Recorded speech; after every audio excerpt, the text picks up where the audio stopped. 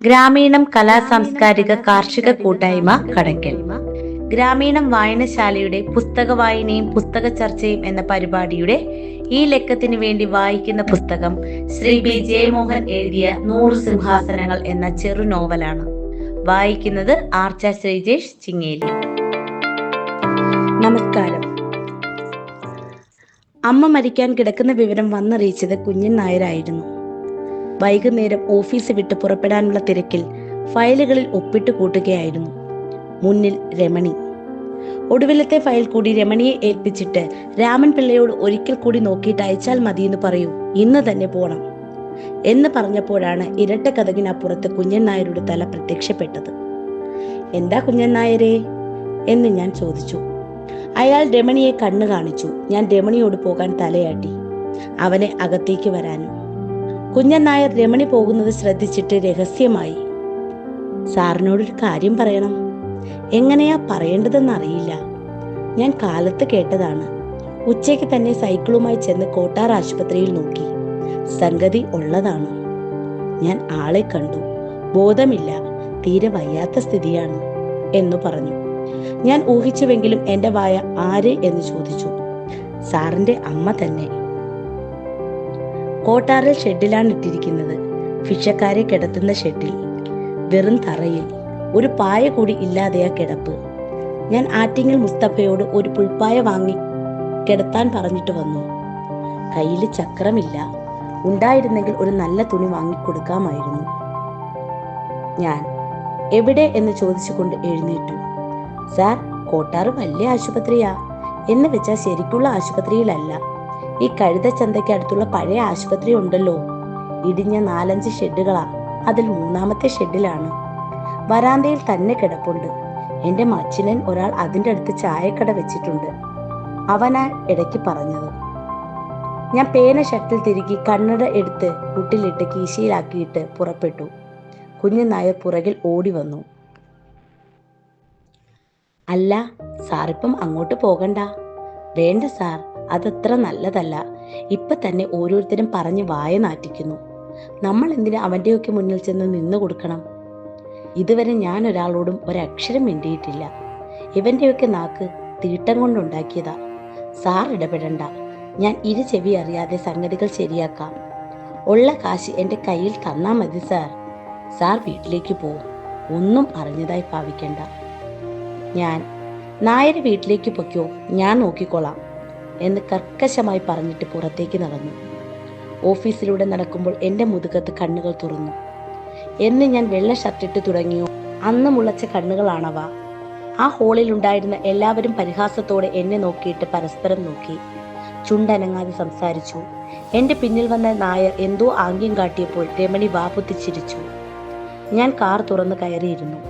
നായർ കുനിഞ്ഞ്, ഞാൻ വേണമെങ്കിൽ സൈക്കിളിൽ പുറകിൽ വരാം സാർ എന്ന് പറഞ്ഞു. വേണ്ട എന്ന് പറഞ്ഞ് ഞാൻ പുറപ്പെട്ടു. അയാൾ മാഞ്ഞ് ഓഫീസ് മായുന്നതുവരെ എൻ്റെ ദേഹത്തുണ്ടായിരുന്ന മുറുക്കം അയഞ്ഞു. ചുമലുകൾ മെല്ലെ തളർന്നു. സ്റ്റിയറിംഗിൽ എൻ്റെ പിടി ഇളകി. ഒരു സിഗരറ്റ് വലിക്കാൻ എൻ്റെ ചുണ്ടും തൊണ്ടയും നെഞ്ചും മനസ്സും കൊതിച്ചു. പക്ഷേ കാറിൽ, ഷട്ടിൽ ഒരിടത്തും സിഗരറ്റ് ഉണ്ടാവില്ല. സുധയുടെ നിയന്ത്രണം. ചെട്ടികുളം ജംഗ്ഷനിൽ കാർ നിർത്താതെ തന്നെ ഒരു പാക്കറ്റ് വിൽസ് ഗോൾഡ് വാങ്ങി. ഊതിയപ്പോൾ എൻ്റെ വെപ്രാളവും ഒപ്പം പുക പുറത്തേക്ക് ഒഴുകുന്നതായി തോന്നി. ജംഗ്ഷനിൽ നിന്നിരുന്ന പോലീസുകാരൻ എന്നെ കണ്ടപ്പോൾ ഉണർന്ന് സല്യൂട്ട് അടിച്ചു. കാർ ഇറക്കമിറങ്ങി കോട്ടാറിലെ ആശുപത്രിയിലെത്തി. അതിനപ്പുറത്താണ് കഴുതച്ചന്ത ആശുപത്രി എന്ന് കേട്ടിട്ടുണ്ട്. ആശുപത്രി വാതിൽക്കൽ എൻ്റെ കാർ നിന്നപ്പോൾ മുൻവശത്ത് നിന്ന പണിക്കാർ മുഴുവൻ ഉള്ളിലേക്ക് ഓടി. ആൾക്കൂട്ടത്തിനെ നിയന്ത്രിക്കുന്ന ശബ്ദങ്ങൾ, പലതരം കാൽപെരുമാറ്റങ്ങൾ. അകത്തൊരു പാത്രം വലിയ ഒച്ചയോടെ വീണു. 2 ആളുകൾ എൻ്റെ കാറിന്റെ നേർക്ക് ഓടിയെത്തി. ഇടത്തരം പ്രായമുള്ളയാൾ ഗുഡ് മോർണിംഗ് സാർ എന്ന് പറഞ്ഞു. ചെറുപ്പക്കാരനായ മറ്റേയാൾ ഗുഡ് ഈവനിങ് സാർ എന്നും പറഞ്ഞു. ഞാൻ ഇവിടെ ഒരു പേഷ്യന്റിനെ നോക്കാൻ വന്നതാണ് എന്ന് പറഞ്ഞപ്പോൾ 2 ആളും ഞെട്ടി. ഇവിടെയാണോ സാർ? അതെ, ഇവിടെ തന്നെ. ഇടത്തരം പ്രായക്കാരൻ, അല്ല സാർ, ഇവിടെയല്ല ഇത് എന്ന് പറഞ്ഞു തുടങ്ങിയപ്പോൾ ഇവിടെ തന്നെ, ഇതല്ലേ ഭിക്ഷക്കാരെ ചികിത്സിക്കുന്ന സ്ഥലം എന്ന് ഞാൻ ചോദിച്ചു. സാർ, ഇവിടെയുള്ളവരൊക്കെ അനാഥരാ. മുനിസിപ്പാലിറ്റിക്കാർ കൊണ്ടുവന്നിരുന്ന ഭ്രാന്തന്മാരും കിഴട്ട് പിച്ചക്കാരുമാണ് ഇവിടെ. ഞാൻ 3-ാമത്തെ ഷെഡ് എവിടെയാണ് എന്ന് ചോദിച്ചു. കാട്ടാം സാർ എന്ന് രണ്ടാളും എന്നെ വിളിച്ചു കൊണ്ടുപോയി. ഡോക്ടർമാരാണ്. സീനിയർ ഒന്ന് മടിച്ച്, ഒക്കെ ചാവാറായ കേസാണ് സാർ, ചികിത്സയൊന്നും ചെയ്യാൻ പറ്റൂല. ജനറൽ ആൻറ്റിബയോട്ടിക് കൊടുക്കും, റൊട്ടിയും വെള്ളവും കൊടുക്കും. പൊതുവെ ഒന്നും രക്ഷപ്പെടാറില്ല. ചെറുപ്പക്കാരൻ, ഫണ്ടൊക്കെ കമ്മിയാ, സ്റ്റാഫുമില്ല, തോട്ടിമാരൊഴിച്ച് മറ്റുള്ളവർ ഇതുങ്ങളെ തൊടൂല എന്ന് പറഞ്ഞു. ഞാൻ മിണ്ടാതെ നടന്നു. ഇപ്പം വലിയ തിരക്കാ സാർ, മഴക്കാലമാ. ഈറനിൽ കിടന്ന് പനിയും സന്നിയും വന്ന് റോട്ടിൽ കിടക്കുമ്പോൾ മുനിസിപ്പാലിറ്റിയിൽ നിന്ന് വണ്ടിയിലെടുത്തിട്ട് ഇവിടെ കൊണ്ടുവരും. ഇതൊക്കെ മൃഗങ്ങളെ മാതിരിയാ, ഒരെണ്ണം ചാകാൻ കിടന്നാൽ മറ്റൊരാൾ നോക്കൂല. ഡോക്ടർ എൻ്റെ പിന്നിൽ നടന്നു വന്നു. ആ ഷെഡ് മുഴുവൻ തെരുവ് നായകളാണ് കൂടുതൽ. മഴക്കാലമായതുകൊണ്ട് പുറത്തുള്ള നായ മുഴുവൻ അകത്ത് കടന്നതായിരുന്നു. പുണ്ണും ചെള്ളും പിടിച്ച നായ്ക്കൾ. ഷെഡ് മുഴുവൻ രോഗികൾ. പണ്ടെപ്പോഴോ എന്തിനോ ഉണ്ടാക്കിയ ഓടിട്ട ഷെഡാണ്. ഓടുകൾ പൊളിഞ്ഞ് വെളിച്ചം അകത്തിറങ്ങിയിട്ടുണ്ട്. അതിൻ്റെ താഴെ ഷെഡിനുള്ളിൽ പുല്ലും കളയും മുളച്ചിരുന്നു. വെറും നീലത്ത് കീറിയ ചാക്കുകളിലും പഴയ കനം പായകളിലുമായി ചവറ്റുകൂനകൾ പോലെ ആളുകൾ കിടക്കുകയായിരുന്നു. ദ്രവിച്ചു തുടങ്ങിയ മനുഷ്യർ, അധികവും വൃദ്ധർ. മിക്കവാറും ആളുകൾക്ക് ബോധമില്ല. ചിലർ എന്തോ പുലമ്പിക്കൊണ്ടിരിക്കുന്നു. ചിലർ കയ്യോ കാലോ ആട്ടിക്കൊണ്ട് പതിഞ്ഞ സ്വരത്തിൽ നിലവിളിച്ചു കൊണ്ടിരുന്നു. ചീഞ്ഞ മാംസത്തിൻ്റെയും ദ്രവിച്ച തുണികളുടെയും ഛർദിയുടെയും ഗന്ധം. നടക്കുമ്പോൾ ഈച്ചകൾ ഹം എന്ന ഒച്ചയോടെ എഴുന്നേറ്റ് പറന്ന് പിന്നെയും ഇരുന്നു. ഞാൻ കർച്ചീഫ് കൊണ്ട് മൂക്ക് പൊത്തി നടന്നു. ഒക്കെ ഭ്രാന്ത് പിടിച്ചവരാ സാർ. കിടന്ന സ്ഥലത്ത് തന്നെ ഒന്നും രണ്ടുമൊക്കെ പോകും. ഒന്നും ചെയ്യാൻ പറ്റൂല. ഇവിടെയെങ്ങും ഒരു പണിക്കാരും ഉണ്ടായിരുന്നില്ല. തോട്ടികൾ കാലത്ത് തന്നെ വന്ന് വൃത്തിയാക്കിയിട്ട് പോവും. പിന്നെ ആരും വരൂല. വൈകുന്നേരം അവരെ വിളിക്കാനും പറ്റില്ല. മൂന്നാമത്തെ ഷെഡിൽ ഒരു ദ്രവിച്ച തൂണിൻ്റെ താഴെ അമ്മ കിടക്കുന്നത് ഞാൻ കണ്ടു. ഒരു പായയിൽ മലർന്നു കിടക്കുന്നു. മിക്കവാറും നഗ്നയായി. കറുത്ത വയറ് വലിയൊരു തുകൽ ചാക്കുമാതിരി പൊന്തി നിന്നു. മുലകൾ അഴുക്ക് സഞ്ചികൾ പോലെ രണ്ട് വശത്തേക്കും വീണിരുന്നു. കൈയും കാലും നീരും വെച്ച് ചുളിവുകൾ നിവർന്ന് തിളങ്ങുകയായിരുന്നു. വായ തുറന്ന് കറുത്ത ഒറ്റപ്പല്ലും അട്ട പോലെ കറുത്ത ഊനും കാണാനായി. തലമുടി ചാണകം പോലെ കിടന്നു. എന്താ ഇവർക്ക് എന്ന് ഞാൻ ചോദിച്ചു. ആക്ച്വലി ഞാൻ നോക്കിയില്ല സാർ. വയസ്സ് 70 മറ്റോ ഉണ്ടാവും. എൻ്റെ നോട്ടത്തിൽ നിന്ന് മാറി ഓർമ്മയുള്ളവർക്ക് മാത്രമാ വല്ല ഗുളികയും കൊടുക്കാറുള്ളത് എന്ന് ഡോക്ടർ പറഞ്ഞു. ഞാൻ അമ്മയെ തന്നെ നോക്കുകയായിരുന്നു. അമ്മ 6 അടി പൊക്കം, ചെറുപ്പത്തിൽ കറുത്ത വട്ടമുഖത്ത് നിറയെ വെളുത്ത പല്ലും പനങ്കായകൾ മാതിരി ഉറച്ച മുലകളും, വലിയ കൈയും കാലുമായി ശ്രീകുണ്ഠവൈദ്യ ക്ഷേത്രത്തിലെ കറുത്തെ ശില്പം പോലെ ഇരിക്കും. ലോഹത്തട്ടിൽ അടിക്കുന്ന ഒച്ചയിൽ സംസാരിക്കും.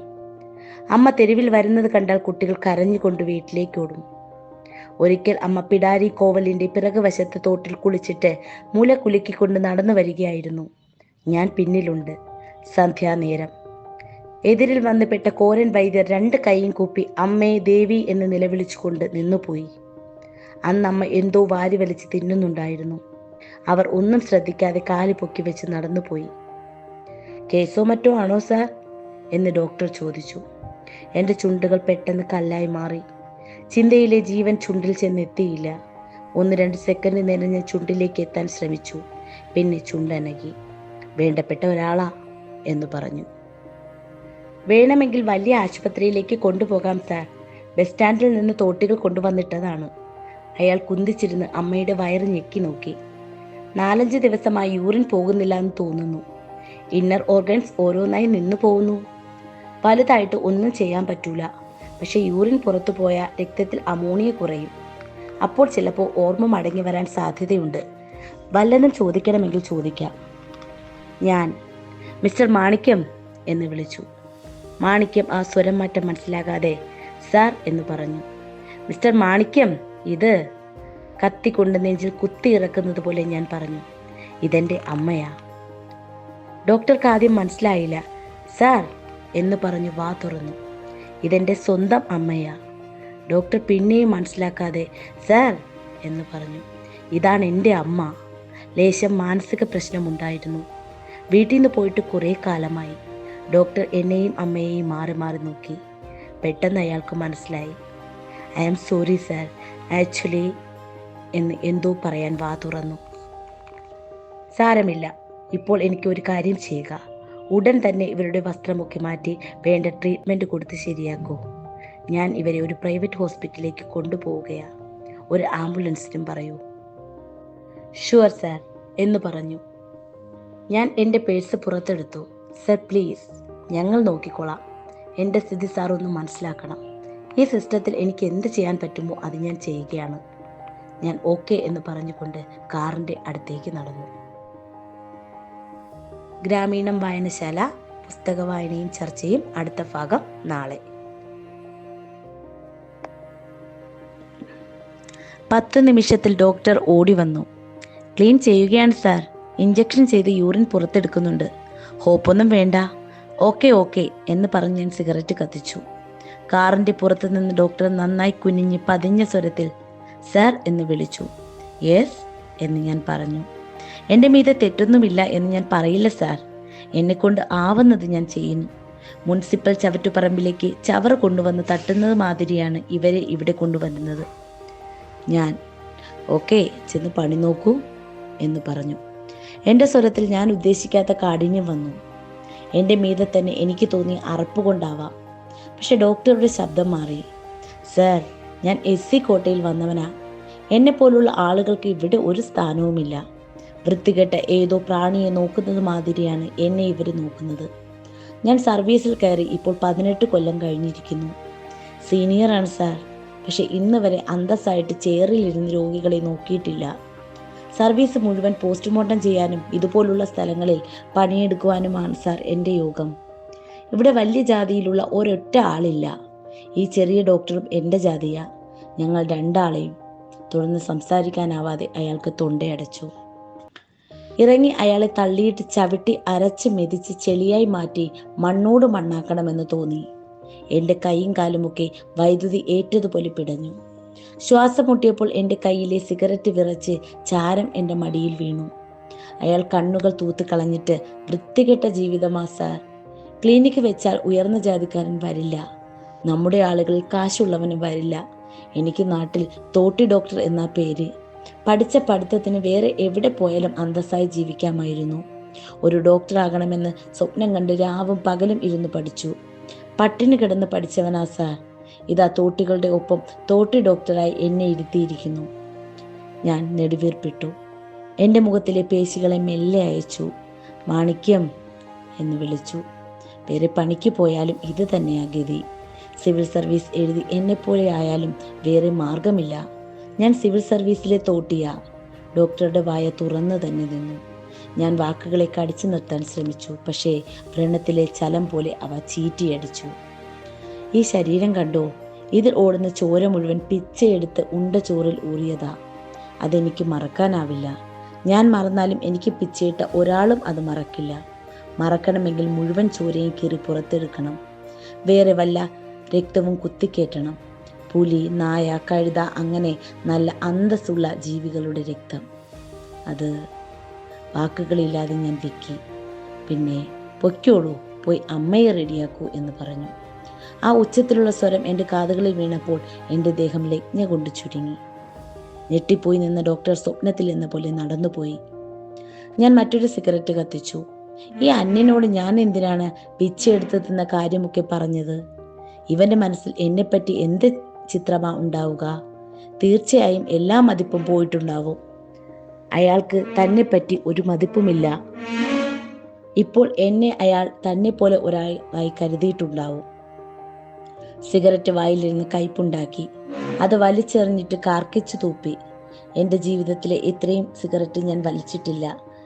ഞാനിവിടെ എന്താണ് ചെയ്തുകൊണ്ടിരിക്കുന്നത് എന്നൊരു ക്ഷണം ഞെട്ടലോടെ ഓർത്തു. എൻ്റെ കാർ ഇവിടെ നിൽക്കുന്നത് ഇതിനകം 100 കണക്കിന് ആളുകൾ കണ്ടു കഴിഞ്ഞിട്ടുണ്ടാവും. 100 കണക്കിന് ആളുകൾ പരിഹാസ ചിരിയോടെ മറ്റുള്ളവരെ നോക്കിയിട്ടുണ്ടാവും. സിവിൽ സർവീസിനുള്ള ആദ്യ ഇൻ്റർവ്യൂവിൽ ഞാൻ ഇരുന്നപ്പോൾ ആദ്യത്തെ ചോദ്യം തന്നെ എൻ്റെ ജാതിയെ പറ്റിയായിരുന്നു. അത് ഞാൻ പ്രതീക്ഷിച്ചതുമായിരുന്നു. വിയർത്ത കൈപ്പത്തികളെ മേശപ്പുറത്ത് പരന്നിരുന്ന കണ്ണാടിയിൽ ഉരസിക്കൊണ്ട് ഹൃദയമിടിപ്പ് കേട്ടുകൊണ്ട് ഞാൻ കാത്തിരുന്നു. AC-യുടെ ശബ്ദം, കടലാസുകൾ മറിയുന്ന ശബ്ദം. കടലാസുകൾ മറിയുന്നത് പോലെ തന്നെ അധികാരത്തെ ഓർമ്മിപ്പിക്കുന്ന മറ്റൊരു ശബ്ദവുമില്ല. വളരെ പതിഞ്ഞ ശബ്ദം, മർമ്മരം. പക്ഷെ അതിനെ നമ്മുടെ ആത്മാവ് കേൾക്കും. ഒരാൾ അനങ്ങിയപ്പോൾ കറങ്ങുന്ന കസേര ശബ്ദിച്ചു. അയാൾ വീണ്ടും എൻ്റെ കടലാസുകൾ നോക്കിയിട്ട് നിങ്ങളുടെ ജാതി എന്ന് സ്വയം പറഞ്ഞ് ഗോത്രവർഗത്തിൽ നായാടി എന്ന് വായിച്ച് നിവർന്ന് വെൽ എന്ന് പറഞ്ഞു. ഞാൻ വിറങ്ങലിച്ച് കുത്തിയിരുന്നു. നിങ്ങൾ മലയിൽ ജീവിക്കുന്നവരാണോ? ഞാൻ അല്ല എന്ന് പറഞ്ഞു. എന്താണ് നിങ്ങളുടെ പ്രത്യേകത? ഞാൻ തിരുവിതാംകൂർ സ്റ്റേറ്റ് മാനുവലിൽ എൻ്റെ ജാതിയെപ്പറ്റി പറഞ്ഞിട്ടുള്ള ഭാഗം മനഃപ്പാടമായിട്ട് പറഞ്ഞു. നായാടികൾ അലഞ്ഞു തിരിയുന്ന കുറവരാണ്. ഇവരെ കണ്ടാൽ തന്നെ അയിത്തമാണ് എന്നായിരുന്നു വിശ്വാസം. അതുകൊണ്ട് പകൽ വെട്ടത്തിൽ സഞ്ചരിക്കാനുള്ള അവകാശം ഇവർക്കില്ലായിരുന്നു. ഇവരെ നേർക്കുനേർ കണ്ടാൽ ഉടൻ തന്നെ ഉയർന്ന ജാതിക്കാർ ഒച്ചയും ബഹളവും ഉണ്ടാക്കി ആളെ കൂട്ടി ചുറ്റി വളച്ച് കല്ലെടുത്തെറിഞ്ഞ് കൊല്ലുകയാണ് പതിവ്. അതുകൊണ്ട് ഇവർ പകൽ മുഴുവൻ കാടിൻ്റെ ഉള്ളിൽ ചെടികളുടെ ഇലയ്ക്ക് കുഴി തോണ്ടി അതിൽ കുഞ്ഞു കുട്ടികളോടെ പന്നികളെ പോലെ ഒളിച്ചിരിക്കുകയാണ് പതിവ്. രാത്രി പുറത്തേക്കിറങ്ങി ചെറു പ്രാണികളെയും പട്ടികളെയും നായാടി പിടിക്കും. ഇവർ മൂദേവിയുടെ അംശമുള്ളവരാണെന്ന വിശ്വാസമുള്ളതുകൊണ്ട് ഇവർക്ക് തവിട്, എച്ചിൽ ഭക്ഷണം, ചീഞ്ഞ വസ്തുക്കൾ തുടങ്ങിയവയെ ചിലർ വീട്ടിൽ നിന്ന് വളരെ അകലെ കൊണ്ടുവയ്ക്കുന്ന പതിവുണ്ട്. ഇവർ കയ്യിൽ കിട്ടുന്ന എന്തും തിന്നും. പുഴുക്കൾ, എലികൾ, ചത്തുപോയ ജീവികൾ എല്ലാം ചുട്ടു തിന്നും. മിക്കവാറും പച്ചക്കറികളും കിഴങ്ങ് വർഗ്ഗങ്ങളും പച്ചയായി തന്നെ കഴിക്കും. പൊതുവെ ഇവർ കുറിയ കറുത്ത മനുഷ്യരാണ്. നീളമുള്ള വെളുത്ത പല്ലുകളും വലിയ വെളുത്ത കണ്ണുകളുമുള്ളവർ. ഇവരുടെ ഭാഷ പഴന്തമിഴാണ്. ഇവർക്ക് ഒരു കൈത്തൊഴിലും അറിയില്ല. ഇവരുടെ കയ്യിൽ സ്വന്തമായി യാതൊരു വസ്തുക്കളും ഉണ്ടായിരിക്കില്ല. ഇവർക്ക് സ്ഥിരമായ പാർപ്പിടമില്ല എന്നതുകൊണ്ട് തന്നെ ഇവരെ ഒരിടത്തും സ്ഥിരമായി കാണാൻ കഴിയുകയുമില്ല. തിരുവിതാംകൂറിൽ ഇവർ എത്ര പേരാണ് ഉള്ളതെന്ന് കൃത്യമായി പറയാൻ കഴിയില്ല. ഇവരെ കൊണ്ട് സർക്കാരിന് യാതൊരു വരുമാനവുമില്ല. മറ്റൊരാൾ എന്നെ ശ്രദ്ധിച്ചു നോക്കി. നിങ്ങളുടെ ജാതി ഇപ്പോൾ എങ്ങനെയുണ്ട്? മുന്നോട്ട് വന്നിട്ടുണ്ടോ എന്ന് ചോദിച്ചു. ഇല്ല, മിക്കവാറും എല്ലാവരെയും പോലെ തന്നെ ഇപ്പോഴും ഫിഷ് എടുത്ത് കഴിയുന്നു. തെരുവിലാണ് ജീവിക്കുന്നത്. നഗരങ്ങൾ ഉണ്ടായപ്പോൾ അവർ നഗരത്തിലെത്തി അവിടെയുള്ള തെരുവ് ജീവികളിൽ ലയിക്കുകയാണ് ഉണ്ടായത്. മിക്കവാറും ആളുകൾ ഇന്നും തമിഴ്നാട്ടിലാണ്. അയാൾ കണ്ണുകൾ എന്നിൽ തറപ്പിച്ച് താങ്കൾ വന്നിട്ടുണ്ടല്ലോ എന്ന് ചോദിച്ചു. താങ്കൾ സിവിൽ സർവീസ് എഴുതി ജയിച്ചിരിക്കുന്നു. അയാൾ എന്നെ നോക്കി. നിങ്ങൾ ഇതാ ഇവിടെ വന്നിരിക്കുകയും ചെയ്യുന്നു. ഞാൻ ചലനമില്ലാത്ത മുഖത്തോടെ എനിക്കൊരു വലിയ മനുഷ്യന്റെ സഹായം കിട്ടി എന്ന് പറഞ്ഞു.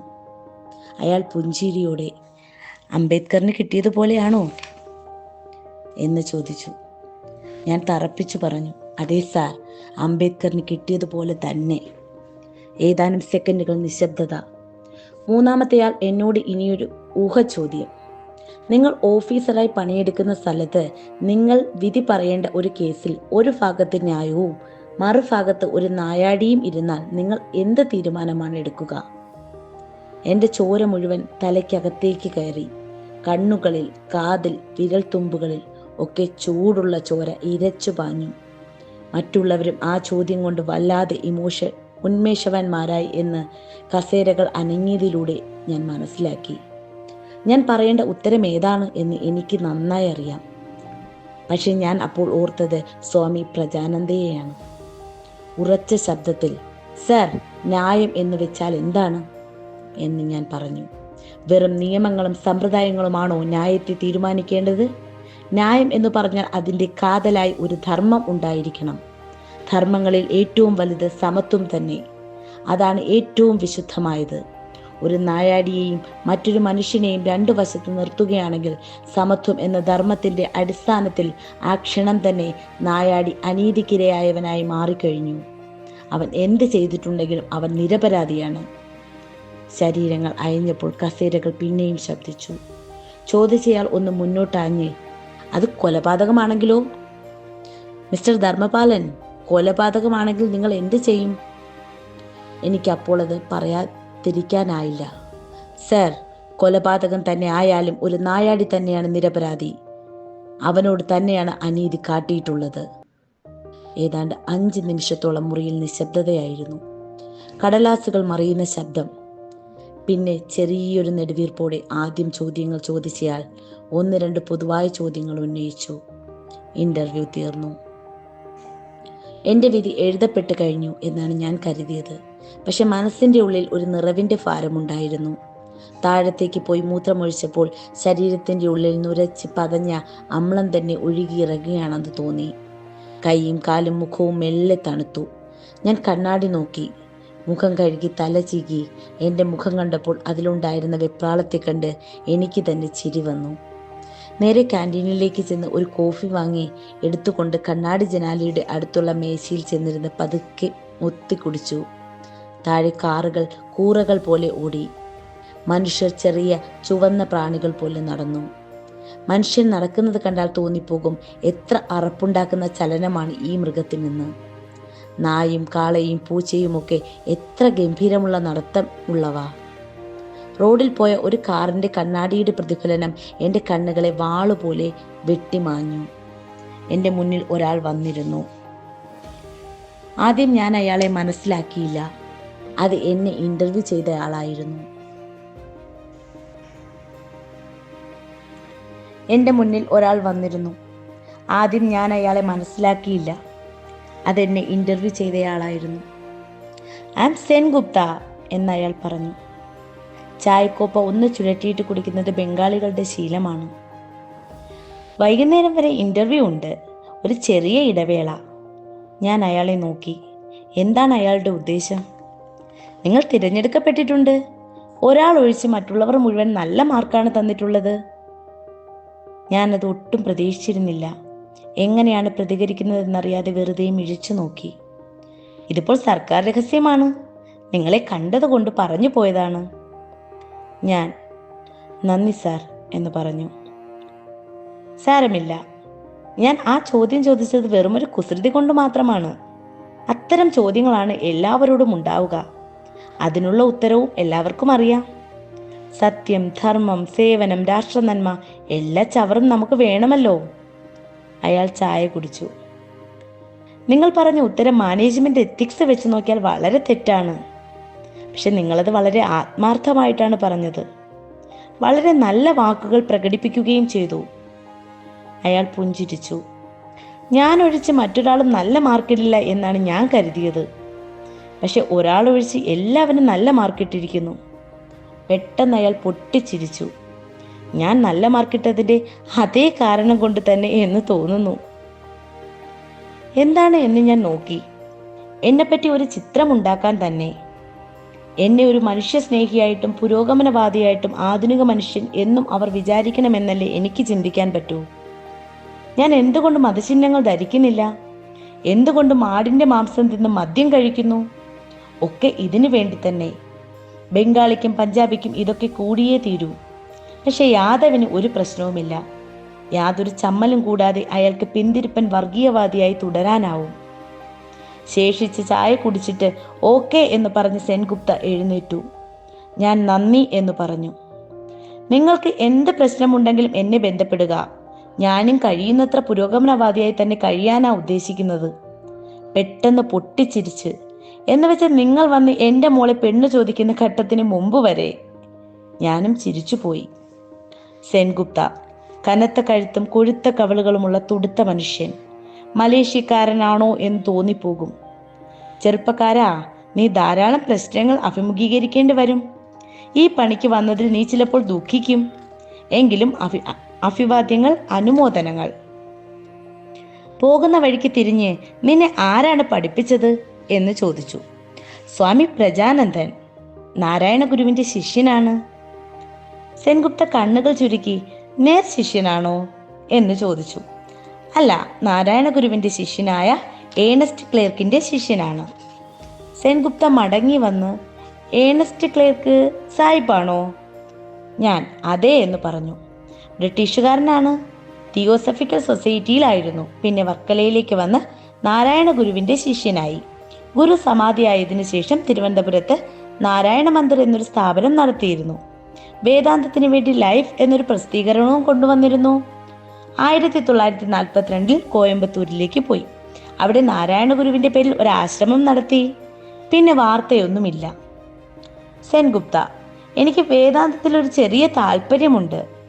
വിവേകാനന്ദൻ എൻ്റെ സ്വന്തം ഗ്രാമത്തിലാണ് ജനിച്ചത് എന്ന് പറഞ്ഞു. ഞാൻ പ്രജാനന്ദ സ്വാമി ക്ലേർക്കിൻ്റെ ഒപ്പം തിരുവനന്തപുരം ആശ്രമത്തിലുണ്ടായിരുന്നു. ക്ലേർക്ക് കോയമ്പത്തൂരിലേക്ക് പോയതിനു ശേഷം കുറേ ദിവസം അദ്ദേഹം ആ സ്ഥാപനം നടത്തി. പ്രജാനന്ദൻ ഇപ്പോഴും ഉണ്ടോ എന്ന് സെൻഗുപ്ത ചോദിച്ചു. ഇല്ല, സമാധിയായി. 1982. സെൻഗുപ്ത, ഓ എന്ന് പറഞ്ഞു. അദ്ദേഹത്തിന്റെ ശരിക്കുള്ള പേര് കേശവ പണിക്കർ എന്നാണ്. ഏണസ്റ്റ് ക്ലേർക്കാണ് അദ്ദേഹത്തിന് കാഷായം കൊടുത്ത് പ്രജാനന്ദനാക്കിയത്. സെൻഗുപ്ത: ക്ലേർക്ക് സന്യാസിയായിരുന്നോ എന്ന് ചോദിച്ചു. അതെ, നാരായണ ഗുരുവിന്റെ ഏക അന്യനാട്ടു ശിഷ്യൻ അദ്ദേഹമാ. പലരുടെയും പേര് മാറ്റിയ ഗുരു ക്ലേർക്കിന്റെ പേര് മാത്രം മാറ്റിയില്ല. അതൊരാശ്ചര്യം തന്നെ എന്ന് സെൻഗുപ്ത പറഞ്ഞു. നാരായണ ഗുരുവിനെ പറ്റി ഞാൻ ധാരാളം വായിച്ചിട്ടുണ്ട്, സെൻഗുപ്ത പറഞ്ഞു. ശരി, എന്നാൽ കാണാം എന്ന്. ഒന്നും നടന്നിട്ട് മടിച്ചു നിന്ന്. പക്ഷേ എന്ന് പറഞ്ഞു.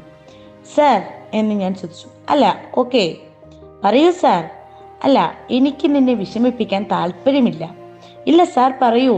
അല്ല, നിനക്കൊരു നല്ല അധ്യാപകനാകാമായിരുന്നു, ഒരു നല്ല ഡോക്ടർ ആവാമായിരുന്നു, നല്ല ഒരു രാഷ്ട്രീയക്കാരൻ പോലും ആകാമായിരുന്നു.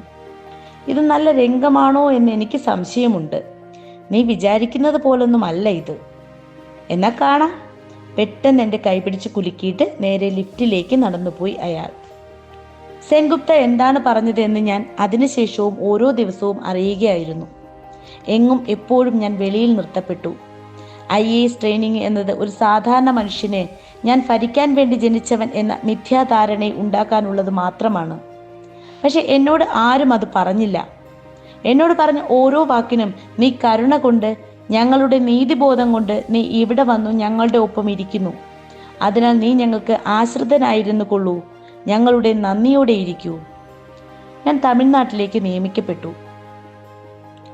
ആദ്യത്തെ ദിവസം തന്നെ ഞാൻ ആരാണെന്ന് അവർ എന്നോട് പറഞ്ഞു. തലേന്നാൾ ഞാൻ എൻ്റെ മേലധികാരിയെ കണ്ട് സംസാരിച്ച് മടങ്ങുമ്പോൾ എൻ്റെ മുറി കണ്ടിരുന്നു. പിറ്റേ ദിവസം ഞാൻ എൻ്റെ മുറിയിലേക്ക് കടക്കുമ്പോൾ പുതിയ കസേരയാണ് കണ്ടത്. മുമ്പ് അവിടെ ഉണ്ടായിരുന്ന പൊക്കം കൂടിയ സിംഹാസനം പോലുള്ള കസേര നീക്കം ചെയ്യപ്പെട്ടിരിക്കുന്നു. ഒരു പഴയ കസേരയിലിരുന്ന് ഉണ്ടായിരുന്നത്. പലർ ഇരുന്ന് തളർന്ന ചൂരൽ കസേരയിൽ ഇരിക്കുമ്പോൾ എൻ്റെ ദേഹം വിറയ്ക്കുന്നുണ്ടായിരുന്നു. ആ പഴയ കസേരയെ പറ്റി ചോദിക്കാൻ വെമ്പിയ നാവിൽ ഞാൻ എൻ്റെ മുഴുവൻ മനഃശക്തിയും ചെലുത്തി അടക്കി പിടിച്ചു. അല്പസമയം കഴിഞ്ഞ് അകത്തേക്ക് വന്ന് എനിക്ക് നമസ്കാരം പറഞ്ഞ ഓരോരുത്തരുടെയും കണ്ണിൽ ഞാൻ കണ്ടത് ഒറ്റ വാക്കാണ്: നീ അതാണ്. എനിക്ക് എൻ്റെ കസേരയ്ക്കായി പൊരുതാമായിരുന്നു. അതവർ എൻ്റെ അല്പത്തരമായി വ്യാഖ്യാനിക്കും. ഞാനത് കണ്ടില്ലെന്ന് നടിച്ചു. അതിനെ അവർ എൻ്റെ ബലഹീനതയായി മനസ്സിലാക്കി. ഞാൻ പെൻഡുലം പോലെ നിന്ന് ഊഞ്ഞാലിലാടി. പിന്നെ അതിനെപ്പറ്റി ചോദിക്കാൻ തീരുമാനിച്ചു. ഹെഡ് ക്ലർക്കിനെ എൻ്റെ മുറിയിലേക്ക് വരുത്തി. അയാളുടെ കണ്ണുകൾ കണ്ടപ്പോൾ തന്നെ ഞാൻ അറിഞ്ഞു, അത് അയാൾ എടുത്ത തീരുമാനമല്ല. അയാൾ ഒരു വ്യക്തിയല്ല. ആ ചെറിയ കണ്ണുകളിൽ ഒരു ചിരി മിന്നിമാഞ്ഞുവോ, അതോ അതിൻ്റെ ഭാവനയായിരുന്നു? അതെ, പിന്നീട് എൻ്റെ ജീവിതത്തിൽ ഒരിക്കലും അതിൽ നിന്ന് ഞാൻ മോചിതനായതേയില്ല. ഭാഗം 2. ആംബുലൻസിൽ അമ്മയെ കയറ്റി ഗോപാലപിള്ളയുടെ ആശുപത്രിയിലേക്ക് കൊണ്ടുപോയി. ചെറുപ്പക്കാരനായ ഡോക്ടർ ആംബുലൻസിൽ തന്നെ കയറി. ഞാൻ മാണിക്യത്തിനോട് ശരി, കാണാം എന്ന് പറഞ്ഞു. ഞാനും വരാം സാർ, അവിടെ ഒരു റിപ്പോർട്ട് ചോദിക്കും. അയാളെ ഞാൻ കയറ്റി. യൂറിൻ മുഴുവൻ പുറത്തെടുത്ത് കഴിഞ്ഞു സാർ. കിഡ്നി വർക്ക് ചെയ്യുന്നതായിട്ടേ തോന്നുന്നില്ല. ഒരുപാട് ദിവസം എവിടെയോ കടുത്ത പനിയോടെ കിടന്നിട്ടുണ്ടാവണം. ഞാനൊരു സിഗരറ്റ് കത്തിച്ചു. ആശുപത്രിയിൽ അമ്മയെ കയറ്റിയപ്പോഴാണ് ഞാൻ ശ്രദ്ധിച്ചത്. വയറ് നന്നേ ചെറുതായിട്ടുണ്ടായിരുന്നു. വെളുത്ത വസ്ത്രം ധരിച്ചിരുന്നു. അതിൽ ചോരയോ മലമോ മഞ്ഞ നിറത്തിൽ നനഞ്ഞുകൊണ്ടിരുന്നു. ഡോക്ടർമാർ ഇറങ്ങി ഓടി അവിടെയുണ്ടായിരുന്ന ഡ്യൂട്ടി ഡോക്ടറോട് കാര്യങ്ങൾ പറഞ്ഞ് മനസ്സിലാക്കി. അമ്മയെ അവർ ഇൻറ്റൻസീവ് കെയറിലേക്ക് കൊണ്ടുപോയി. ഞാൻ റിസപ്ഷനിൽ കാത്തിരുന്നു. 1 മണിക്കൂർ കഴിഞ്ഞപ്പോൾ ഡോക്ടർ ഇന്ദിര എന്നെ അവരുടെ മുറിയിലേക്ക് വിളിച്ചു. ഞാൻ ഇരുന്നതും ഞാൻ ഒന്നും പറയാനില്ല. മാണിക്യം പറഞ്ഞിട്ടുണ്ടാവും. ഒട്ടും പ്രതീക്ഷിക്കേണ്ട, അവർ ഏതാണ്ട് മരിച്ചു കഴിഞ്ഞു എന്ന് പറഞ്ഞു. ഞാൻ തല കുലുക്കി. നോക്കട്ടെ, ഒന്ന് ഓർമ്മ തെളിഞ്ഞാൽ യോഗമുണ്ടെന്നർത്ഥം. അവർക്ക് മാനസിക രോഗമുണ്ടായിരുന്നോ? ഞാൻ അതെ എന്ന് തല കുലുക്കി. ചിലപ്പോൾ ഒടുവിൽ കുറച്ച് സമയം മാനസിക ഭ്രമങ്ങൾ തെളിയാറുണ്ട്. നമുക്ക് നോക്കാം. രാത്രിയായി. ഞാൻ എഴുന്നേറ്റു. ഡോക്ടർ, ഇവിടെ ആരും വേണമെന്നില്ല. എന്തെങ്കിലും ഉണ്ടെങ്കിൽ ഞാൻ ഫോൺ ചെയ്യാം എന്ന് പറഞ്ഞു. ഞാൻ തല കുലുക്കി. പുറത്ത് മാണിക്യം നിന്നിരുന്നു. ഞാൻ സ്റ്റീഫനോട് ഇവിടെ നിൽക്കാൻ പറഞ്ഞു സാർ. അവൻ നോക്കിക്കോളും. ഇല്ല മാണിക്യം, അവൻ പൊയ്ക്കോട്ടെ. ഇവിടെയുള്ളവർ തന്നെ നോക്കിക്കോളും എന്ന് ഞാൻ പറഞ്ഞു. കാറിൽ കയറിയപ്പോഴാണ് കഴിഞ്ഞ 3 മണിക്കൂർ നേരമായിട്ട് ചായ പോലും കുടിച്ചില്ല എന്ന് ഓർത്തത്. ഉടൻ തന്നെ വിശക്കാൻ തുടങ്ങി. വീട്ടിൽ കാർ ഗരാഷിൽ നിർത്തിയിട്ട് അകത്തേക്ക് പോയപ്പോൾ സുധ എന്താ വൈകുന്ന കാര്യം പറഞ്ഞതേയില്ല എന്ന് ചോദിച്ചു കൊണ്ടുവന്നു. ഞാൻ ഒന്നും പറയാതെ സോഫയിലിരുന്ന് ബൂട്ട്സുകൾ ഊരി. ഊണ് കഴിക്കുന്നില്ലേ? ഇല്ല, കുളിച്ചിട്ട് വരാം. അവളോട് എങ്ങനെ പറഞ്ഞു തുടങ്ങുമെന്ന് ഒരു പിടിയുമില്ല. വസ്ത്രങ്ങൾ ഊരി അഴുക്ക് പെട്ടിയിലിട്ടിട്ട് നേരെ കയറി ഷവറിന്റെ താഴെ നിന്നു. കാലത്ത് മുഴുവൻ കണ്ടുവന്ന അഴുക്കുകളിൽ നിന്ന് വിട്ടുമാറുന്നത് പോലെ അഴുക്കുകൾ ചർമ്മമായി മാറിയിരിക്കുന്നു. വെള്ളം കൊണ്ട് കഴുകി കഴുകി ഞാൻ എന്നെ വീണ്ടെടുക്കുന്നു. ഈറൻ തൂത്ത് കളഞ്ഞപ്പോൾ മനസ്സ് തെല്ലെ ശാന്തമായി എന്ന് തോന്നി. തീന്മേശയിൽ സുധ പാത്രങ്ങൾ എടുത്ത് വെച്ച് കഴിഞ്ഞിരുന്നു. നീ കഴിക്കുന്നില്ലേ? ഇല്ല. കുട്ടി ഇത്രയും നേരം ഉണർന്നിരുന്നു. ഇപ്പോഴാ അവൻ ഉറങ്ങിയത്. ഞാൻ ഇരുന്നതും അവളും ഇരുന്നു. നാഗമ്മ ചൂടോടെ ചപ്പാത്തി കൊണ്ടുവന്ന് വെച്ചു. ഞാൻ ഒന്ന് മടിച്ച് സുധേ എന്ന് വിളിച്ചു. അവൾ ആ സ്വരമാറ്റം ശ്രദ്ധിച്ചു. ഞാനിന്ന് അമ്മയെ കണ്ടു. അവളുടെ കണ്ണുകൾ മീനിൻ്റെ കണ്ണുകൾ പോലെ ഇമയ്ക്കാതെ എന്നെ നോക്കി. ഇവിടെ ഗവൺമെൻറ് ആശുപത്രിയിൽ ഭിക്ഷക്കാർക്കുള്ള ഷെഡിൽ അവളുടെ ചുണ്ടുകൾ മാത്രം ഒന്നനങ്ങി. വളരെ മോശപ്പെട്ട സ്ഥിതിയിലാണ്. ഒരുപാട് ദിവസമായി എവിടെയോ കടുത്ത പനിയോടെ കിടന്നതാണ്. എല്ലാ ആന്തരിക അവയവങ്ങളും ചത്തുകൊണ്ടിരിക്കുന്നു. എവിടെ എന്നവൾ ചോദിച്ചു. ഞാൻ അവളുടെ നോട്ടത്തിൽ നിന്ന് മാറി. ഗോപാലപിള്ളയിൽ ചേർത്തിരിക്കുന്നു. അവൾ ഒന്നും മിണ്ടാതെ ചെരിഞ്ഞ നോട്ടത്തോട് വെറുതെ ഇരുന്നു. ഞാൻ എഴുന്നേറ്റു. നാഗമ്മേ, സാറിന് പാല്. ഞാൻ വേണ്ട എന്ന് പറഞ്ഞു. കഴിക്കൂ, കാലത്ത് അസിഡിറ്റി കൂടും. ഞാൻ ഒന്നും മിണ്ടാതെ കിടക്കമുറിയിലേക്ക് പോയി. പകുതി മൂടി പ്രേം കിടന്നിരുന്നു. ഞാൻ അവൻ്റെ അടുത്ത് കിടന്ന് അവൻ്റെ ചെറിയ കാലുകൾ പതുക്കെ തലോടിക്കൊണ്ടിരുന്നു. സുധ രാത്രി വസ്ത്രത്തോടെ വന്നു. കയ്യിൽ പാലുണ്ടായിരുന്നു. കുടിക്കൂ എന്ന് എൻ്റെ അടുത്ത് ടീപ്പോയിൽ ഗ്ലാസ് വെച്ചു. കണ്ണാടിയുടെ മുന്നിൽ നിന്ന് തലമുടി ചീകി വലിയ കെട്ടായി ചുരുട്ടിക്കെട്ടി ഞാൻ അവളുടെ നന്നേ വെളുത്ത പിൻകഴുത്തിലേക്ക് തന്നെ നോക്കുകയായിരുന്നു. എന്ത് എന്നവൾ ചോദിച്ചു. ഞാൻ ഇല്ല എന്ന് തലയാട്ടിയതിനു ശേഷം പാല് കുടിച്ചു. ബാത്റൂമിലേക്ക് ചെന്ന് വായ കഴുകി. അവൾ എൻ്റെ അടുത്ത് കിടന്ന് ഒന്നും അറിഞ്ഞു. ഞാനും വരണോ എന്ന് ചോദിച്ചു. ഞാൻ ഒന്നും മിണ്ടാതെ നോക്കി. ഞാൻ വരണമെങ്കിൽ വരാം, പക്ഷെ വരാൻ എനിക്ക് ഒരു താല്പര്യവുമില്ല എന്നും അവൾ വളരെ പ്രായോഗിക ബുദ്ധിയോടെ സംസാരിച്ചിട്ടുള്ളൂ. എനിക്ക് നാളെ 2 മീറ്റിംഗ് ഉണ്ട്. ഒന്ന് മിനിസ്റ്ററോടാണ്. വരേണ്ടതുണ്ടെങ്കിൽ വരാം. ഞാൻ മിണ്ടിയില്ല. മിണ്ടാതെ ഇരുന്നാൽ എന്താണ് അർത്ഥം? ഞാൻ എനിക്കൊന്നും തോന്നുന്നില്ല എന്ന് പറഞ്ഞു. നോക്ക്, ഇതൊരു വലിയ ഇഷ്യൂവായിട്ട് മാറ്റിയാൽ നിങ്ങൾക്ക് തന്നെയാണ് പ്രശ്നം. ഏതായാലും അമ്മ ഇന്നോ നാളെയോ പോയേക്കും. അന്തസ്സായി വേണ്ടതൊക്കെ ചെയ്ത് കാര്യങ്ങൾ തീർക്കാം. ഞാനും ഒപ്പം അങ്ങോട്ട് വന്ന് ഇതൊരു ഷോ ആക്കുകയാണെങ്കിൽ പിന്നെ എല്ലാവർക്കും പ്രശ്നമാണ്. എല്ലാവരും വന്ന് അന്വേഷിച്ചു തുടങ്ങും. ഞാൻ ശരി എന്ന് പറഞ്ഞു. എന്നാൽ ഉറങ്ങിക്കോളൂ. ഗുളിക വേണമെങ്കിൽ തരാം. ഫോൺ വരികയാണെങ്കിൽ വിളിക്കാം. ഞാൻ ഗുളിക എടുത്ത് വിഴുങ്ങി കണ്ണടച്ച് മലർന്നു കിടന്നു. ഗുഡ് നൈറ്റ് എന്ന് പറഞ്ഞ് സുധ കിടന്നു. ഞാൻ കണ്ണ് തുറക്കാതെ. ചിലപ്പോൾ അമ്മയ്ക്ക് ഓർമ്മ വന്ന് പ്രേമിനെ കാണണമെന്ന് പറഞ്ഞാലോ? സുധ ഉഗ്രമായ കോപത്തോടെ എഴുന്നേറ്റിരുന്നു. നോൺസെൻസ് എന്ന് പറഞ്ഞപ്പോൾ അവൾ കിതയ്ക്കുകയായിരുന്നു. ലുക്ക്, അവൻ എൻ്റെ മോനാണ്. ആ പിച്ചക്കാരിയാണ് അവൻ്റെ മുത്തശ്ശി എന്ന് അവൻ്റെ മനസ്സിൽ കയറ്റുവാൻ ഞാൻ ഒരിക്കലും സമ്മതിക്കില്ല. ഞാൻ ദേഷ്യത്തോടെ, നീ എന്താ പറയുന്നത്? അവൻ എൻ്റെയും മോനാണ്. ആ പിച്ചക്കാരി പെറ്റി കുട്ടിയാ ഞാനും. ഞാൻ കോപിച്ചു തുടങ്ങിയാൽ ഉടൻ സമനില വീണ്ടെടുക്കലാണ് സുധയുടെ സ്വഭാവം. ഇപ്പോഴും പറഞ്ഞില്ലേ, ഇതാണ് നിങ്ങളുടെ പ്രശ്നം. ഇതൊരു മനോരോഗമാണ് നിങ്ങൾക്ക്. സ്വന്തം ജാതിയും ചെറുപ്പവും ഒഴിച്ച് ചിന്തിക്കാനേ പറ്റില്ല. ആ ഇൻഫീരിയോറിറ്റി കോംപ്ലക്സ് ആണ് നിങ്ങളുടെ ജീവിതത്തെ നശിപ്പിക്കുന്നത്. ആ കോംപ്ലക്സിനെ കുട്ടിയുടെ മനസ്സിലും കൂടി എന്തിനാണ് കടത്തിവിടുന്നത്? ഞാൻ തളർന്ന് നെടുവീർപ്പിട്ടു. നോക്ക്, ഇപ്പോൾ പോലും നിങ്ങൾക്കൊരു ചെയറിൽ നന്നായി ഇരിക്കുവാൻ അറിയില്ല. നിങ്ങളുടെ പഠിത്തം, അറിവ്, പദവി ഒന്നുകൊണ്ടും ഒരു ഫലവുമില്ല. ഒരാളോടും ഉത്തരവിടാൻ പറ്റില്ല. ഒരാളെയും ശാസിക്കാൻ നാക്ക് പൊങ്ങില്ല. എല്ലാവരും എപ്പോഴും സ്വന്തം മുതുകിന് പിന്നിൽ എന്തോ പറഞ്ഞ് ചിരിക്കുകയാണെന്ന വിചാരം. എൻ്റെ മോനെങ്കിലും ഇതിൽ നിന്നൊക്കെ പുറത്തേക്ക് വരട്ടെ. അവൻ്റെ തലമുറയെങ്കിലും മര്യാദയ്ക്ക് ജീവിക്കട്ടെ. പ്ലീസ്, സില്ലി സെന്റിമെന്റ്സും പറഞ്ഞ് അവൻ്റെ ജീവിതം പാഴാക്കരുത്. ഞാൻ ഒന്നും മിണ്ടാതെ ഉത്തരത്തിലേക്ക് നോക്കി. പഴയകാലത്തെ കെട്ടിടമാണ്. തേക്കുത്തരങ്ങൾ. ചിലതിൽ വേട്ടാളൻ കൂട് കെട്ടിയിരിക്കുന്നു. Please leave him alone, Sudha പറഞ്ഞു. പിന്നെ എൻ്റെ മാറിൽ കൈവച്ച്, പ്ലീസ് അണ്ടർസ്റ്റാൻഡ്, ഞാൻ നിങ്ങളെ വ്രണപ്പെടുത്താൻ വേണ്ടി പറഞ്ഞതല്ല.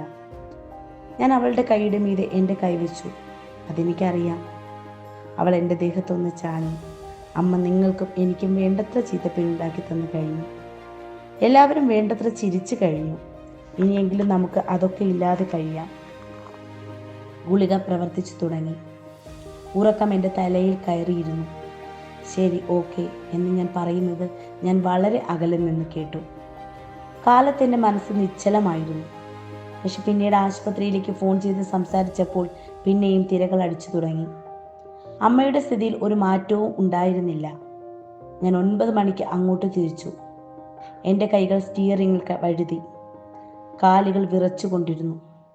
സുന്ദര രാമസ്വാമിയുടെ വീടിൻ്റെ മുന്നിലെത്തിയപ്പോൾ അകത്ത് കടന്ന് അദ്ദേഹത്തോട് കുറേ നേരം സംസാരിച്ചു കൊണ്ടിരിക്കണമെന്ന് തോന്നി. ഒന്നിലും സമനില തെറ്റാത്ത മട്ടും ഭാവവുമാണ് സുന്ദര രാമസ്വാമിക്ക്. അദ്ദേഹം വീടിൻ്റെ മുന്നിലുള്ള മുറിയിൽ വന്നിരുന്ന് സ്വന്തം സദസ്സിനോട് സംസാരിച്ചിരിക്കുന്ന നേരം.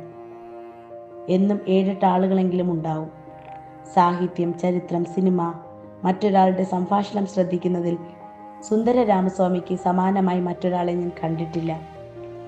ആരൊക്കെയോ തേടി വന്ന് എന്തൊക്കെയോ പരിദേവനങ്ങൾ നടത്തിയിട്ടും അതൊട്ടും കുറഞ്ഞിട്ടില്ല. സുന്ദര രാമസ്വാമിയുടെ വീടിൻ്റെ ഉള്ളിൽ നിന്നും അദ്ദേഹത്തിൻ്റെ ശിഷ്യനായ യുവ സാഹിത്യകാരൻ മുണ്ട് മടങ്ങി കുത്തിക്കൊണ്ട് പുറത്തേക്ക് വന്ന് ഗേറ്റ് പകുതി തുറന്നിട്ട് പാതയിലേക്ക് ഇറങ്ങുന്നത് ഞാൻ കണ്ടു. എന്നെപ്പോലെ തന്നെ ജന്മനാ മലയാളിയായ തമിഴൻ. വടക്ക് കാസർകോട്ടാണ് പണി. ഇന്ന് സുന്ദര രാമസ്വാമിയുടെ മച്ചിലാണ് താമസമെന്ന് തോന്നുന്നു. ഇടയ്ക്കിടയ്ക്ക് അവൻ വന്ന് താമസിക്കാറുണ്ട്. ഞാൻ സുന്ദര രാമസ്വാമിയോട് സംസാരിച്ചിരിക്കുമ്പോൾ അവനും വന്ന് ചേരാറുണ്ട്. സംസാരിച്ചു തുടങ്ങിയാൽ നിർത്താൻ അറിയാത്തവനാണ്. എഴുത്ത് തീർന്നാലേ അവൻ്റെ സംഭാഷണവും തീരുകയുള്ളൂ. ഞാൻ വിചാരിച്ചിട്ടും എൻ്റെ കാർ നിന്നില്ല. ഗോപാലപിള്ളയുടെ ആശുപത്രിയുടെ മുന്നിൽ ഡോക്ടർ ഇന്ദിരയുടെ കാർ നിൽക്കുന്നത് കണ്ടു. ഇന്ദിര റൗണ്ട്സിലായിരുന്നു. ചെറുപ്പക്കാരനായ ഡോക്ടർ വന്ന് വണങ്ങി. എങ്ങനെയുണ്ട് എന്ന് ഞാൻ ചോദിച്ചു. മാറ്റമൊന്നുമില്ല സാർ. തൻ്റെ പേരല്ലേ സ്റ്റീഫൻ? അതെ സാർ. അമ്മയുടെ മുറിയിൽ നിന്ന് കുഞ്ഞൻ നായർ പെരിച്ചാഴി വരുന്നത് പോലെ കുഞ്ഞിഞ്ഞ് വേഗത്തിൽ ഓടി വന്നു. ഞാൻ കാലത്ത് തന്നെ വന്നു സാർ. അമ്മയ്ക്കിപ്പം കുറച്ച് കൊള്ളാം. മൂത്രമെടുത്തതിന് ശേഷം മുഖത്തൊരു ഐശ്വര്യം വന്നിട്ടുണ്ട്. ഞാൻ നായരോട്, താൻ ഓഫീസിലേക്ക് ചെന്ന് ഞാൻ ട്രെയിൽ എടുത്ത് വെച്ചിട്ടുള്ള ഫയലുകൾ മുഴുവൻ എടുത്ത് നാരായണ പിള്ളയുടെ കയ്യിൽ കൊടുക്കുക എന്ന് പറഞ്ഞു. ഇവിടെ എന്ന് നായർ ചോദിച്ചു. ഇവിടെ ഞാനുണ്ടാവും. നായർ പരിങ്ങി. ഞാനും വേണമെങ്കിൽ എന്ന് തുടങ്ങിയപ്പോൾ വേണ്ട എന്ന് ഞാൻ കർക്കശമായി പറഞ്ഞു. നായർ തൊഴുത് ഓ എന്ന് പറഞ്ഞു. മുറിക്കുള്ളിലേക്ക് പോയി. അമ്മ അതേപോലെ കിടപ്പായിരുന്നു. ഏതാണ്ട് ശവം. സലൈൻ ഇറങ്ങുകയായിരുന്നു. മറ്റൊരു വശത്ത് തുള്ളി തുള്ളിയായിട്ട് മൂത്രം. ഞാൻ കസേര വലിച്ചിട്ട് അമ്മയുടെ അടുത്തിരുന്ന് അമ്മയെ തന്നെ നോക്കി. നെറ്റിയിലും കവിളുകളിലും കഴുത്തിലുമൊക്കെ വ്രണങ്ങൾ കരിഞ്ഞു തിളങ്ങുന്ന പാടുകൾ. ചില പാടുകൾ വളരെ ആഴത്തിലുള്ളവ. നെറ്റിയിൽ ഒരു വലിയ പാട് കണ്ടപ്പോൾ തലയോട്ടി തന്നെ പൊട്ടിയിട്ടുണ്ടാവും എന്ന് തോന്നി. ഒരിക്കൽ പോലും ആശുപത്രിയിലേക്ക് പോയിട്ടുണ്ടാവില്ല. വ്രണങ്ങൾ ചീഞ്ഞു പഴുത്ത് പുഴുവെച്ച് സ്വയം ഭേദപ്പെടണം. പട്ടികളോടും മറ്റു മനുഷ്യരോടും കലഹിച്ച വ്രണങ്ങൾ. ആരൊക്കെയോ കല്ലുകൊണ്ടും കമ്പുകൊണ്ടും അടിച്ച വ്രണങ്ങൾ. ചായക്കടകളിൽ ചൂടുവെള്ളം കോരിയൊഴിച്ചിട്ടുണ്ടായവ. ഞാൻ സുധയെ പ്രേമിക്കുന്ന നാളുകളിൽ ഒരിക്കൽ യാദൃച്ഛികമായി ഷർട്ടൂരിയപ്പോൾ അവൾ ഞെട്ടിപ്പോയി. മൈ ഗുഡ്നസ്, ഇതെന്താ ഇത്ര പാടുകൾ? ഞാൻ ഉണങ്ങിയ ചിരിയോടെ, കുട്ടിക്കാലത്തിൻ്റെ ഓർമ്മകളാ. ഞാൻ പുണ്ണില്ലാതെ ഇരുന്നിട്ടേയില്ല എന്ന് പറഞ്ഞു. അവൾ എൻ്റെ പുറത്തുണ്ടായിരുന്ന നീളം കൂടിയ പാടിലൂടെ വിരലോടിച്ചു. പുറംതിരിഞ്ഞോടിയപ്പോൾ കൊണ്ടതാ. അവൾ തേങ്ങിക്കൊണ്ട് എന്നെ കെട്ടിപ്പിടിച്ചു. എൻ്റെ തോളിലും കൈകളിലും കഴുത്തിലും ഉണ്ടായിരുന്ന പാടുകളിൽ കണ്ണീരോടെ ചുംബിച്ചു. 7 വയസ്സുവരെ പൂർണ്ണ നഗ്നനായി തിരുവനന്തപുരം നഗരത്തിൽ അമ്മയുടെ ഒപ്പം അലഞ്ഞു തിരിഞ്ഞ നാളുകളിൽ എൻ്റെ ദേഹം മുഴുവൻ പറ്റം പറ്റമായി ചൊറിയും ചിരങ്ങും വ്രണങ്ങളും നിറഞ്ഞിരിക്കും. വിരലുകൾ തമ്മിൽ ഒട്ടിയിരിക്കും. കണ്ണിൽ ഇമകളിൽ ചിരങ്ങ് കയറി കണ്ണടച്ചാൽ തുറക്കാൻ സമയം പിടിക്കുമായിരുന്നു. ഏതു നേരവും വിശപ്പാണ്. കൈകളിൽ കിട്ടുന്ന എന്തും അപ്പോൾ തന്നെ തിന്നും. കണ്ണിൽ പെടുന്ന എന്തും എടുത്ത് തിന്നാനാവുമോ എന്ന് വായിൽ വെച്ച് നോക്കും. ആരോ ഒരാൾ ചോറ് കൊടുക്കുന്നുണ്ട് എന്ന് കേട്ട് കരമനയാറ്റിൻ്റെ കരയിലുണ്ടായിരുന്ന പ്രജാനന്ദ സ്വാമിയുടെ ആശ്രമത്തിലേക്ക് പോയി. മുൻപ് തന്നെ അവിടെ ധാരാളം തെരുവ് കുട്ടികൾ ഉണ്ടായിരുന്നു. കരമനയാറ്റിൽ ഇറങ്ങി കുളിക്കണം, അവർ തരുന്ന വസ്ത്രം ധരിക്കണം. അവിടെ ഉണ്ടായിരുന്ന ഒരു ഓല ഷെഡിൽ കയറിയിരുന്ന് കൈ കൂപ്പിക്കൊണ്ട് ദൈവമേ കാത്തുകൊൾക്കങ്ങ് കൈവിടാതെന്ന് ഞങ്ങളെ എന്ന് പാടണം. അതിനുശേഷം ചോറ് തരിക. മറ്റു കുട്ടികൾ പുഴയിലിറങ്ങി മണൽ വാരി മേത്ത് തേച്ച് കുളിക്കുന്നത് കണ്ടു. കാവ് മുണ്ട് മടക്കി കുത്തി പുഴയിൽ നിന്ന് ചെറുപ്പക്കാരനായ സന്യാസി, ഡാ ആ കറുപ്പനെ പിടിക്കി, അവൻ മേല് തേച്ചിട്ടില്ല ഡാ എന്ന് ശബ്ദിച്ചു കൊണ്ടിരുന്നു. വെള്ളം കണ്ടപ്പോൾ തന്നെ ഞാൻ മടിച്ചു നിന്നു. ആ സന്യാസി എന്നെ നോക്കിയപ്പോൾ ഞാൻ നിലവിളിച്ചുകൊണ്ട് ഓടി. അവനെ പിടിക്കടാ എന്ന് സന്യാസി പറഞ്ഞപ്പോൾ 4-5 പയ്യന്മാർ എന്നെ തുരത്തി വന്നു. എന്നെ പിടിച്ച് മണ്ണിലിട്ട് വലിച്ചിഴച്ച് അവർ പുഴയിലേക്ക് കൊണ്ടുവന്നിട്ടു. സ്വാമി എന്നെ പൊക്കി കരമനയാറ്റിലെ വെള്ളത്തിലിട്ടു. മീനുകൾ വന്ന് എന്നെ കൊത്താൻ തുടങ്ങി. ഞാൻ നിലവിളിച്ചുകൊണ്ട് പിടഞ്ഞു. സ്വാമി എന്നെ തൂക്കി കല്ലിലിരുത്തി ചകിരി കൊണ്ട് ദേഹം മുഴുവൻ തേച്ചു. ഞാൻ അലറിക്കൊണ്ട് അദ്ദേഹത്തിൻ്റെ കൈ കടിച്ചു മുറിച്ചു. അദ്ദേഹം അത് കാര്യമാക്കിയില്ല. ദേഹം മുഴുവൻ ചോരയോടെ നിന്ന് എന്നെ പിടിവിടാതെ വലിച്ചിഴച്ച് കൊണ്ടുപോയി ചെന്ന് ഷെഡിലേക്ക് എത്തിച്ചു. നീല നിറത്തിലുള്ള എന്തോ മരുന്ന് എൻ്റെ ദേഹത്ത് പുരട്ടി. ആദ്യത്തെ ക്ഷണം ഒന്ന് തണുത്തു, പിന്നെ തീ പെട്ടതുപോലെ നീറി. ഞാൻ ഉറക്കെ നിലവിളിച്ചുകൊണ്ട് വട്ടം കറങ്ങി ഓടി. ഒരു ക്ഷണത്തിൽ അദ്ദേഹത്തിൻ്റെ പിടി അയഞ്ഞു. ഞാൻ പുറത്തേക്ക് ഓടി. അദ്ദേഹം പിന്നിൽ വന്ന് ഓടിയാ ചോറില്ല, ഓടിയാ ചോറില്ല എന്ന് വിളിച്ചു പറഞ്ഞു. ഞാൻ ഞെട്ടിത്തരിച്ചു നിന്നു. മുൻപോട്ട് കാലെടുത്ത് വെക്കാൻ എനിക്ക് പറ്റിയില്ല. കാപ്പയ്ക്ക് ചോറ് വേണമേ, ചോറേ എന്ന് പറഞ്ഞ് ഞാൻ നിലവിളിച്ചു. സങ്കടം സഹിക്കാനാവാതെ നെഞ്ചത്തടിച്ചു. പക്ഷെ സ്വാമി അകത്തേക്ക് പോയി.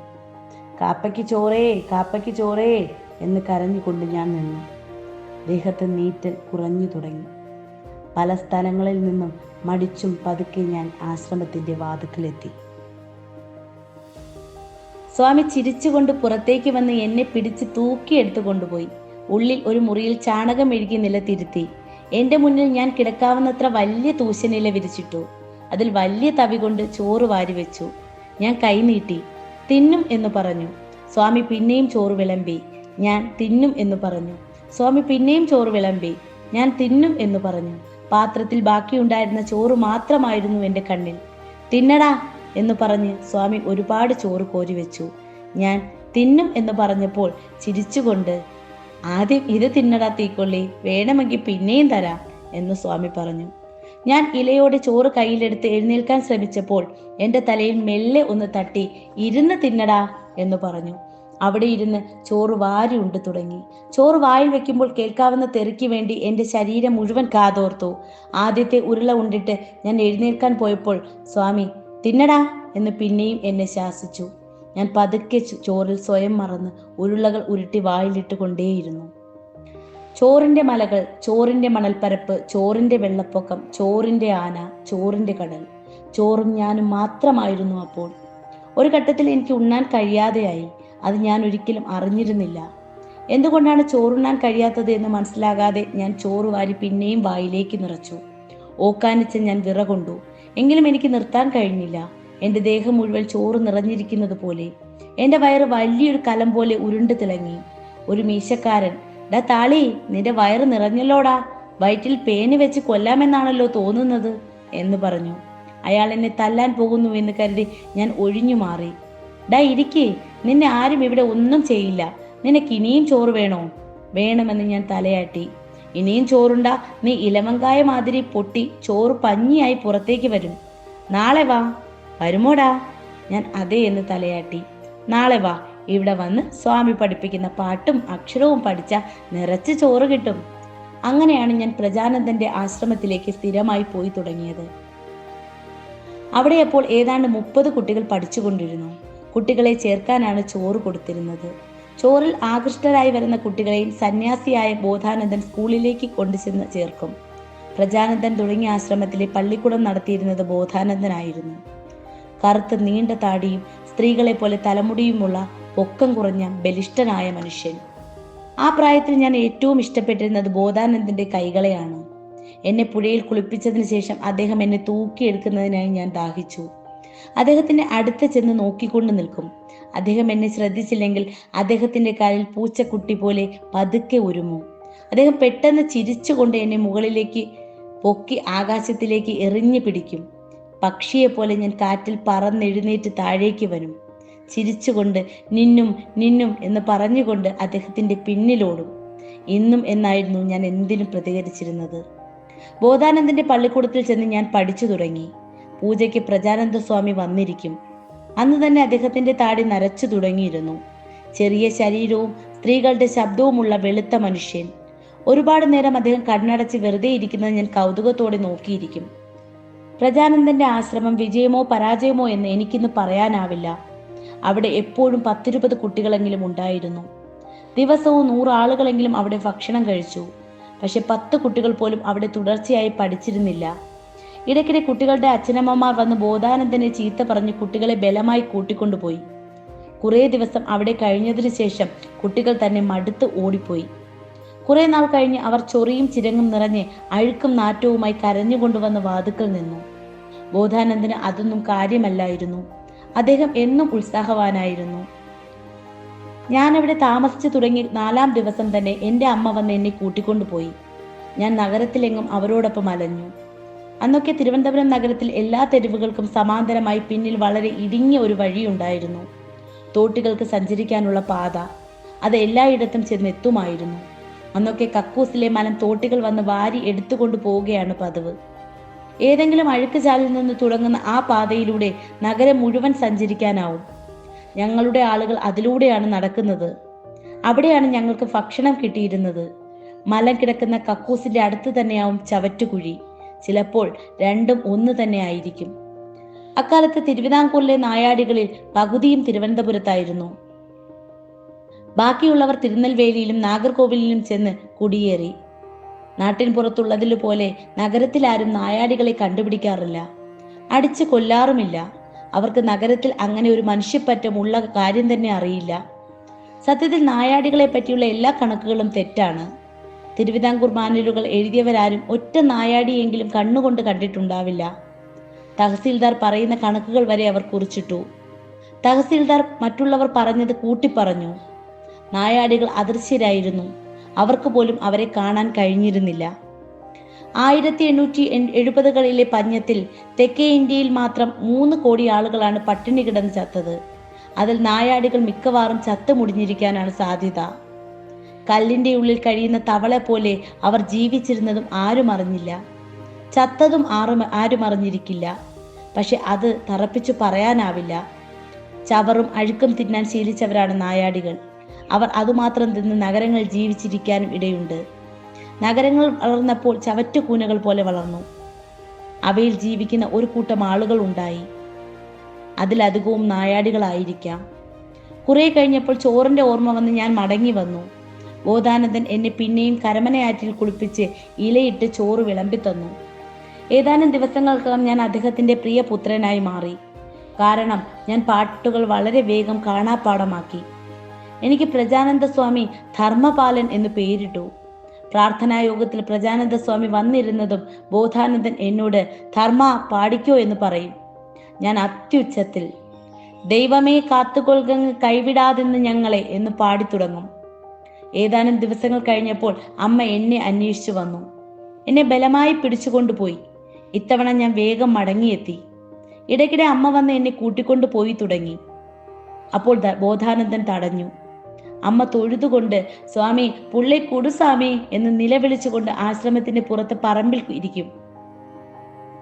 എന്ത് പറഞ്ഞാലും അമ്മയ്ക്ക് മനസ്സിലാവില്ല. ചോറ് കൊടുത്താലും അടുത്തേക്ക് വരില്ല. ദിവസങ്ങളോളം തൊഴുകൈയോടെ പറമ്പിലിരിക്കും. ആ ഭാഗത്ത് ആര് നടന്നാലും സ്വാമി പുള്ളേ കൊടുസ്വാമി എന്ന് കരഞ്ഞു വിളിക്കും. അമ്മയ്ക്ക് ഒരുപാട് കുട്ടികൾ ജനിച്ചിട്ടുണ്ട്. എല്ലാ കുട്ടികളും മരിച്ചു. ശേഷിച്ച കുട്ടി ഞാൻ മാത്രമാണ്. അമ്മയറിയാതെ എന്നെ പാലക്കാട് ഒരു സ്കൂളിലേക്ക് അയച്ചു. അവിടെ നിന്ന് ഞാൻ ആലുവയിലേക്ക് പോയി. ഏതാനും കൊല്ലം കൊണ്ട് ഞാൻ മാറി. എൻ്റെ കൈയും കാലും ഉറച്ചു. ചുരുണ്ട മുടിയും വലിയ പല്ലുകളും പരന്ന മൂക്കും ഉള്ള ബലിഷ്ഠനായ കുള്ളനായ ചെറുപ്പക്കാരനായി ഞാൻ വളർന്നു. എന്നും എൻ്റെ ഒപ്പമുണ്ടായിരുന്ന വിശപ്പ് മാറി. വിശപ്പ് മുഴുവൻ പഠിത്തത്തിലായി. എത്ര പഠിച്ചാലും എനിക്ക് മതി വരില്ല. തിന്നും തിന്നും എന്ന് എൻ്റെ ഉള്ളിലെ കുട്ടി പുസ്തകങ്ങൾക്കായി കൈനീട്ടിക്കൊണ്ടേയിരുന്നു. സംഭാഷണം തീരെ ഇല്ലാതായി. സ്കൂളിൽ എൻ്റെ പേര് മൂങ്ങ എന്നായിരുന്നു. കണ്ണു തുറന്നു പിടിച്ച് ക്ലാസ്സിൽ നിശബ്ദമായി കുത്തിയിരിക്കുന്ന കറുത്ത സത്വമായിരുന്നു അവർക്ക് ഞാൻ. ബോധാനന്ദൻ കോഴിക്കോട് കടപ്പുറത്ത് കോളറ പരന്നപ്പോൾ സേവനമനുഷ്ഠിക്കാൻ ചെന്ന് കോളറ വന്ന് മരിച്ചു. പ്രജാനന്ദൻ ആശ്രമം പതുക്കെ ചുരുങ്ങി വെറുമൊരു താമസ സ്ഥലമായി മാറി. പ്രജാനന്ദന്റെ ട്രസ്റ്റിൽ നിന്ന് മാസം തോറും എനിക്ക് ചെറിയൊരു തുക വരുമാനമായിരുന്നു. ഞാൻ പഠിച്ചുകൊണ്ടേയിരുന്നു. ഞങ്ങളുടെ ഹോസ്റ്റലിൽ ഉണ്ടായിരുന്ന ആദിവാസി കുട്ടികൾ എല്ലാവരും എന്തെങ്കിലും പഠിച്ചുകൊണ്ടിരുന്നു. പഠിത്തം നിർത്തിയാൽ ഹോസ്റ്റലിൽ നിൽക്കാൻ പറ്റില്ല. ഹോസ്റ്റലില്ലെങ്കിൽ അവർക്ക് പോകാനൊരിടവും ഉണ്ടായിരുന്നില്ല. ഹോസ്റ്റലിലും ഞാൻ ഒറ്റയ്ക്കായിരുന്നു. ഹോസ്റ്റലിൽ ഉണ്ടായിരുന്ന ഏക നായാടി ഞാനായിരുന്നു. എൻ്റെ ജീവിതത്തിൽ ഒരിക്കലും ഞാൻ പിച്ചക്കാരനല്ലാത്ത മറ്റൊരു നായാടിയെ കണ്ടിട്ടേയില്ല. ഹോസ്റ്റലിൽ എന്നോടൊപ്പം മുറി പങ്കിടാൻ ഒരു ആദിവാസിയും മുന്നോട്ട് വന്നിട്ടില്ല. എനിക്ക് കക്കൂസ് ഉപയോഗിക്കാൻ അനുവാദമില്ലായിരുന്നു. വെളുപ്പാങ്കാലത്ത് തീവണ്ടിപ്പാളത്തിനടുത്ത് ചെന്നിരുന്ന് വേണം വെളിക്കിറങ്ങാൻ. മൂത്രമൊഴിക്കണമെങ്കിൽ പോലും പുറത്തുള്ള ചവറ്റുകൂനയിലേക്ക് പോകണം. എന്നോട് സംസാരിക്കുമ്പോൾ ആർക്കും ഒരുതരം അധികാരത്തിന്റെ സ്വരം ഉണ്ടായി വരും. അധികാരത്തിന്റെ മുന്നിൽ ഞാൻ എപ്പോഴും നിശബ്ദനായിരുന്നു. ആ നാളുകളിൽ ഞാൻ അമ്മയെ കണ്ടിട്ടേയില്ല. അമ്മയെ പറ്റി ഒരു ദിവസം പോലും ഓർത്തിട്ടുമില്ല. ഞാനൊരു കറുത്ത ചെറിയ എലിയാണ്. എലിയുടെ ദേഹത്തിലും നോട്ടത്തിലും ചലനത്തിലും ശബ്ദത്തിലുമൊക്കെ ഒരു ക്ഷമാപണമുണ്ട്. ഒന്ന് ജീവിച്ചോട്ടെ എന്ന മട്ടുണ്ട്. കാലുകൾക്ക് താഴെയാണ് അതിൻ്റെ ലോകം. ചവറുകളിലാണ് അതിൻ്റെ ജീവിതം. എലിയുടെ നട്ടെല്ല് ഞാൻ എപ്പോഴും ശ്രദ്ധിക്കും. നട്ടെല്ല് വളയ്ക്കേണ്ട കാര്യമില്ല, വളച്ചു തന്നെയാണ് ദൈവം കൊടുത്തിട്ടുള്ളത്. ഞാൻ MA എക്കണോമിക്സ് പൂർത്തിയാക്കിയതിന് ശേഷം പ്രജാനന്ദൻ എന്നെ കാണണമെന്ന് പറഞ്ഞയച്ചു. ഞാൻ തിരുവനന്തപുരത്തേക്ക് പോയി. അന്ന് അദ്ദേഹം ഏതാണ്ട് ഒറ്റയ്ക്കാണ്. ഈഴവർക്ക് മനസ്സിലാകുന്ന നാരായണ ഗുരു അല്ലായിരുന്നു അദ്ദേഹം പറഞ്ഞിരുന്ന നാരായണ ഗുരു. ആശ്രമത്തിൽ 1-2 ആളുകളേ ഉള്ളൂ. 2-3 സായിപ്പന്മാരുണ്ടായിരുന്നു. ഞാൻ പ്രജാനന്ദനെ കാണുന്നത് ഒരുപാട് കാലം കഴിഞ്ഞായിരുന്നു. അദ്ദേഹം നന്നേ വയസ്സായി തളർന്നിരുന്നു. കൈയും കാലും മെലിഞ്ഞ് മാംസം തൂങ്ങിക്കിടന്നു. ഒരു സായിപ്പ് അദ്ദേഹത്തെ തൂക്കിയെടുത്തു കൊണ്ടുവന്ന് കസേരയിലിരുത്തി. അദ്ദേഹത്തിന്റെ തല വിറച്ചുകൊണ്ടിരുന്നു. മുടി പൂർണ്ണമായും പൊഴിഞ്ഞു പോയിരുന്നു. ശരീരം കൂനിയത് കൊണ്ട് മുഖം മുൻപോട്ട് തള്ളി നിന്നു. മൂക്ക് വായയിലേക്ക് മടങ്ങി. ചുണ്ടുകൾ അകത്തേക്ക് പതിഞ്ഞ് അദ്ദേഹത്തിന്റെ വായ തീരെ കാണാനില്ലായിരുന്നു. വളർന്നു പോയല്ലേ എന്ന് പ്രജാനന്ദൻ ചോദിച്ചു. നന്നായി തമിഴ് ഭാഷ അറിയാം എന്നൊരു ചിന്ത അദ്ദേഹത്തിനുണ്ട്. മിക്കവാറും തിരുവനന്തപുരത്തുകാർക്കുള്ള വിശ്വാസമാണത്. എല്ലാവരെയും പോലെ അദ്ദേഹം പറഞ്ഞത് 1-2 തമിഴ് വാക്കുകളുള്ള ഒരു മലയാളമായിരുന്നു. എന്നെ ഒരു തമിഴനായി അദ്ദേഹം മനസ്സിൽ ഭാവിച്ചിട്ടുണ്ടാവാം. ഞാനും എന്നെ പൂർണ്ണമായും കേരളത്തിൽ നിന്നും മലയാളത്തിൽ നിന്നും വേർപെടുത്തി കഴിഞ്ഞിരുന്നു. എൻ്റെ നിറവും ഉച്ചാരണവും എന്നെ തമിഴിനോടാണ് കൂടുതൽ അടുപ്പിച്ചത്.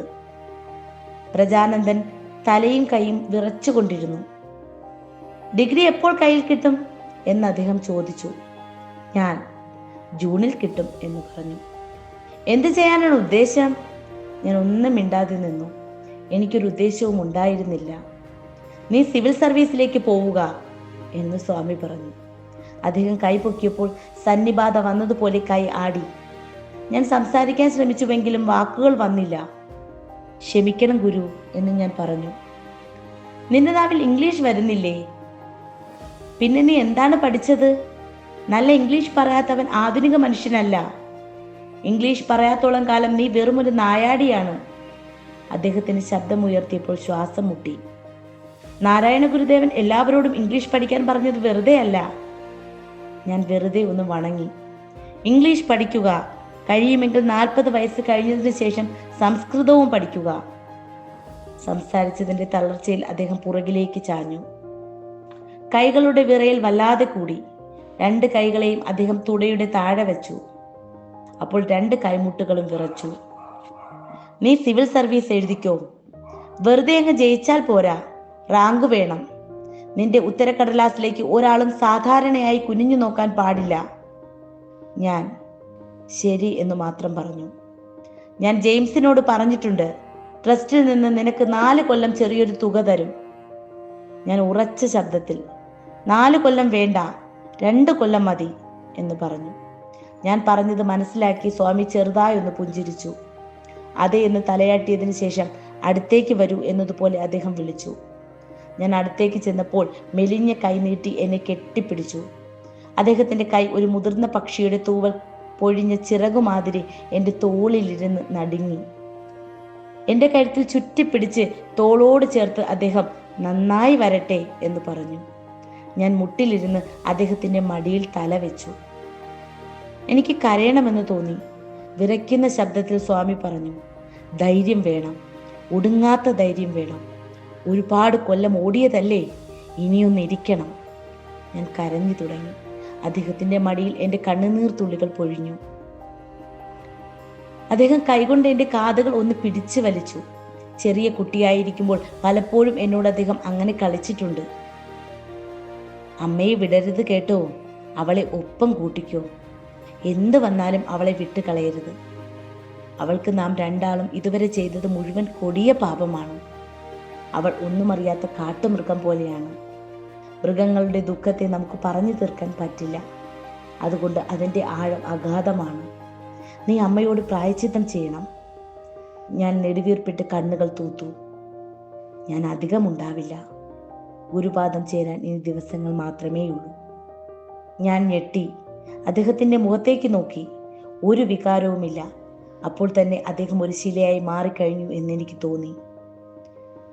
അന്ന് രാത്രി മുഴുവൻ അമ്മയെ തേടി തിരുവനന്തപുരം നഗരത്തിൽ ഞാൻ അലഞ്ഞു തിരിഞ്ഞു. അമ്മയെ എളുപ്പം കണ്ടുപിടിക്കാം, ഏതെങ്കിലും ഒരു നായാടിയോട് ചോദിച്ചാൽ മതി. പക്ഷെ കണ്ടുപിടിച്ച് എന്ത് ചെയ്യും എന്ന് തോന്നിപ്പോയി. മനസ്സ് കുതിര പോലെ പാഞ്ഞ് ഓടിക്കൊണ്ടിരുന്നു. അതുകൊണ്ട് എനിക്ക് നിൽക്കാനോ ഇരിക്കാനോ കഴിഞ്ഞില്ല. രാത്രി മുഴുവൻ ഞാൻ നഗരത്തിൽ നടന്നുകൊണ്ടിരുന്നു. ഇരുട്ടിൽ ചെറിയ അനക്കമായി കണ്ണിൽപ്പെട്ട ഓരോ ശരീരവും എന്നെ ഞെട്ടിച്ചു. കൈക്കുഞ്ഞുമായി ഒരുത്തി തമ്പാനൂരിൻ്റെ ഒത്ത നടുക്ക് അഴുക്കുചാലിൻ്റെ ഉള്ളിലെ ഈർപ്പമില്ലാത്ത സ്ഥലത്ത് കിടക്കുകയായിരുന്നു. കുട്ടി നിവർന്ന് മിന്നുന്ന കണ്ണുകൾ കൊണ്ട് എന്നെ നോക്കി. ഞാൻ അതിൻ്റെ കണ്ണുകളിലേക്ക് ഹൃദയമിടിപ്പോടെ നോക്കി. പുലർന്നതിന് ശേഷം ഞാൻ പാലക്കാട്ടേക്ക് പോയി. അവിടുന്ന് ചെന്നൈ. പരീക്ഷ കഴിഞ്ഞ് കാത്തിരിക്കുന്ന ദിവസങ്ങളിലൊന്നിൽ പെട്ടെന്ന് സ്വാമി പറഞ്ഞ വാക്കുകൾ മലവെള്ളം പോലെ വന്ന് എന്നെ മുട്ടി. ഒറ്റ വാക്കിനും എനിക്ക് അർത്ഥമറിയില്ല എന്ന് തോന്നിപ്പോയി. അമ്മയ്ക്ക് ഞാൻ എന്ത് പ്രായശ്ചിത്തമാണ് ചെയ്യുക? അമ്മ ദിവസം തോറും മാസക്കണക്കിൽ കൊല്ലങ്ങളോളം ആശ്രമത്തിന്റെ വാതിൽക്കൽ കുറ്റിക്കാട്ടിനുള്ളിൽ വന്നിരുന്ന് കരഞ്ഞിട്ടുണ്ടാവും.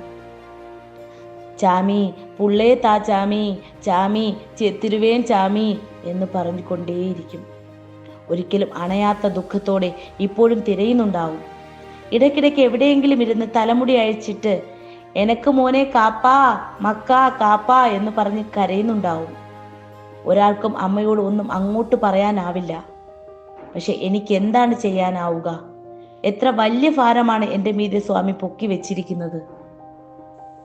3. ഞാൻ ഇന്റർവ്യൂവിന് ചെല്ലുന്ന ദിവസമാണ്. തിരുവനന്തപുരത്ത് സ്വാമി സമാധിയായ വാർത്ത വന്നത്. അദ്ദേഹം എന്നോട്, എൻ്റെ മരണ വാർത്ത കേട്ട് നീ വരേണ്ടതില്ല. എൻ്റെയും നിന്റെയും ഒടുവിലത്തെ കാണലായത്. നമ്മുടെ ഭാഗങ്ങൾ നാം ഏതാണ്ട് പൂർത്തിയാക്കി എന്ന് പറഞ്ഞതിലുണ്ടായ ആഴത്തെ ഓർത്ത് ഞാൻ ഞെട്ടി. പ്രായമേറി ശരീരം കുറുകിയപ്പോൾ വാക്കുകളും കുറുകിയതുപോലെ. അദ്ദേഹം പറഞ്ഞ ഓരോ വാക്കിനെയും അക്ഷരങ്ങളായി പോലും വേർതിരിച്ച് അർത്ഥം കാണാൻ ശ്രമിക്കുകയായിരുന്നു. അവിടെ നിങ്ങോട്ട് എന്നും എൻ്റെ ആഴത്തിലുള്ള ഒരു പ്രവൃത്തിയായി തീർന്നു അത്. മധുരയിലായിരുന്നു എനിക്ക് ആദ്യത്തെ പണി. പോലീസിന്റെ സഹായത്തോടെ ഞാൻ 2 ദിവസത്തിനുള്ളിൽ അമ്മയെ തേടിപ്പിടിച്ചു.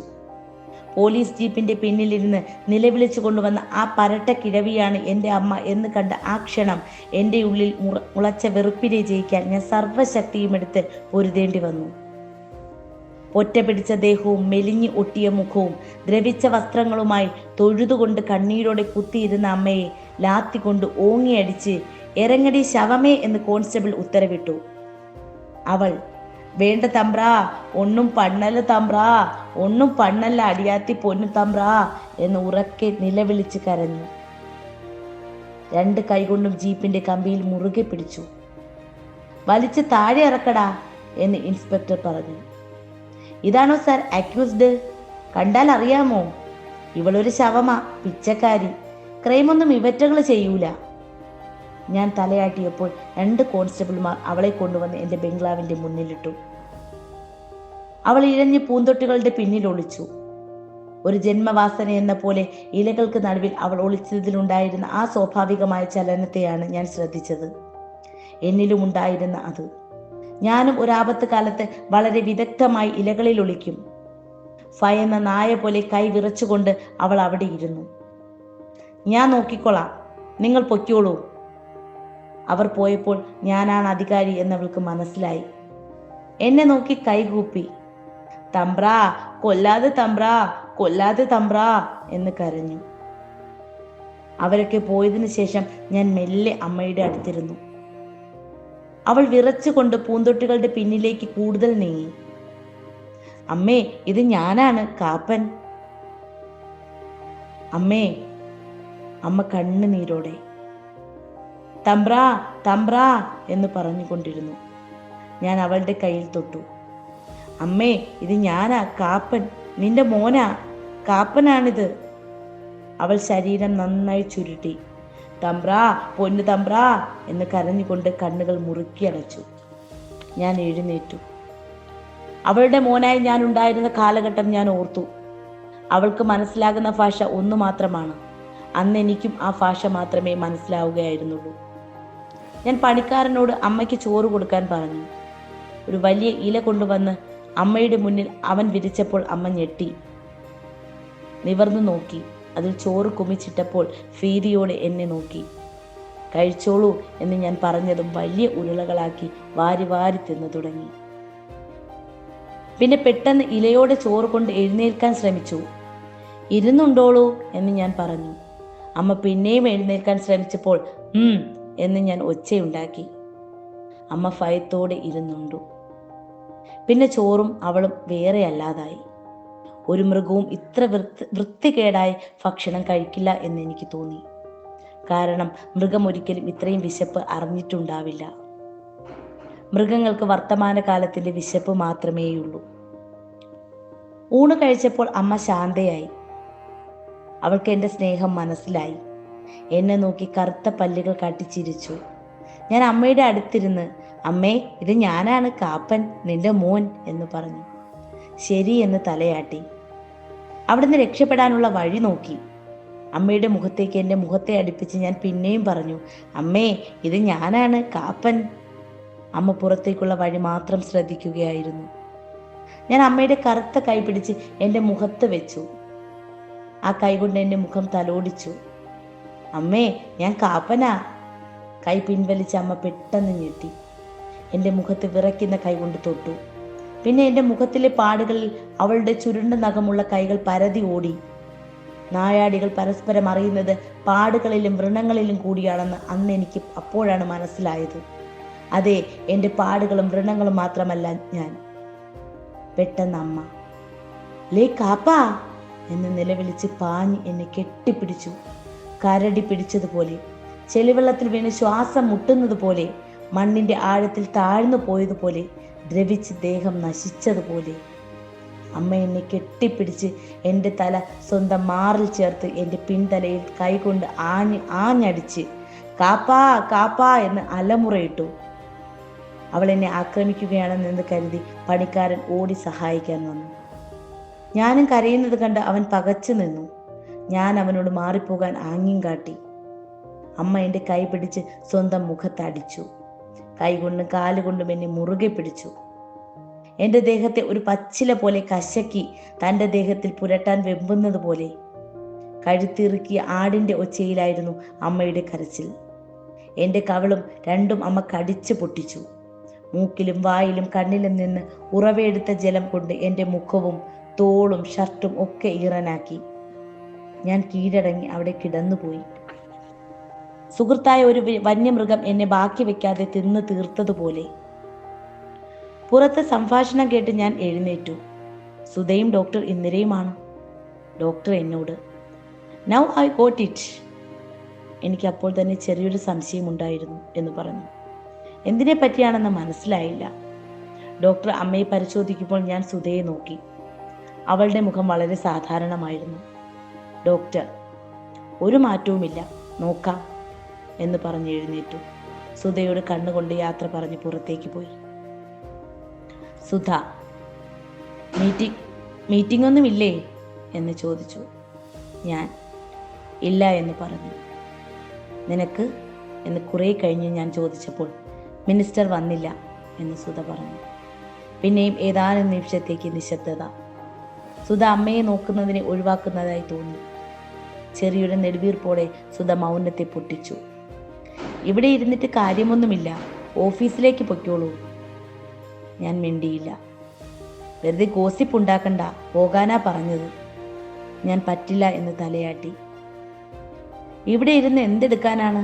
നിങ്ങളുടെ സ്റ്റാറ്റസ് ഉള്ള ഒരാൾ ഇവിടെ ഇരിക്കുന്നത് പലർക്കും ബുദ്ധിമുട്ടാ. ഞാൻ ശരി ശരി എന്ന് പറഞ്ഞു. ലിസൺ. ഞാൻ തറപ്പിച്ചു നോക്കി. ശരി എന്ന് പറഞ്ഞപ്പോൾ സുധ ചുവന്ന മുഖത്തോടെ ഡോണ്ട് ബി റെഡിക്കുലസ് എന്ന് പറഞ്ഞു. ഞാൻ മുഖം തിരിച്ചു കളഞ്ഞു. സുധ അമ്മയുടെ അടുത്തേക്ക് ചെന്ന് കുനിഞ്ഞു നോക്കി. Poor lady, really I can understand her, really എന്ന് സ്വയം എന്നവണ്ണം പറഞ്ഞു. And all that first she made. My God. Sari നേരെയാക്കി എന്നോട്. Now I am living. എനിക്കിന്ന് മുനിസിപ്പൽ ഓഫീസിൽ ഒരു ചെറിയ മീറ്റിംഗ് ഉണ്ട്. നമുക്ക് വൈകുന്നേരം കാണാം. എന്തെങ്കിലും വാർത്തയുണ്ടെങ്കിൽ അറിയിക്കുക എന്ന് പറഞ്ഞ് പുറത്തേക്ക് പോയി. ഏതാനും നിമിഷം കഴിഞ്ഞ് ഞാനും പുറത്തേക്ക് പോയി. ഓഫീസിലേക്ക് പോകാനാണ് ഉദ്ദേശിച്ചത്, പക്ഷെ കഴിഞ്ഞില്ല. നേരെ തിരുവനന്തപുരം പാതയിൽ പോയി. പാർവതീപുരം കഴിഞ്ഞ് വയലുകളും മലകളും വന്നു തുടങ്ങിയപ്പോൾ എൻ്റെ ചുമലുകളിലെ മുറുക്കം ഒന്നഴിഞ്ഞു. പെട്ടെന്ന് തോന്നി, ഒന്ന് തിരുവനന്തപുരത്തേക്ക് പോയാൽ എന്ത് എന്ന്.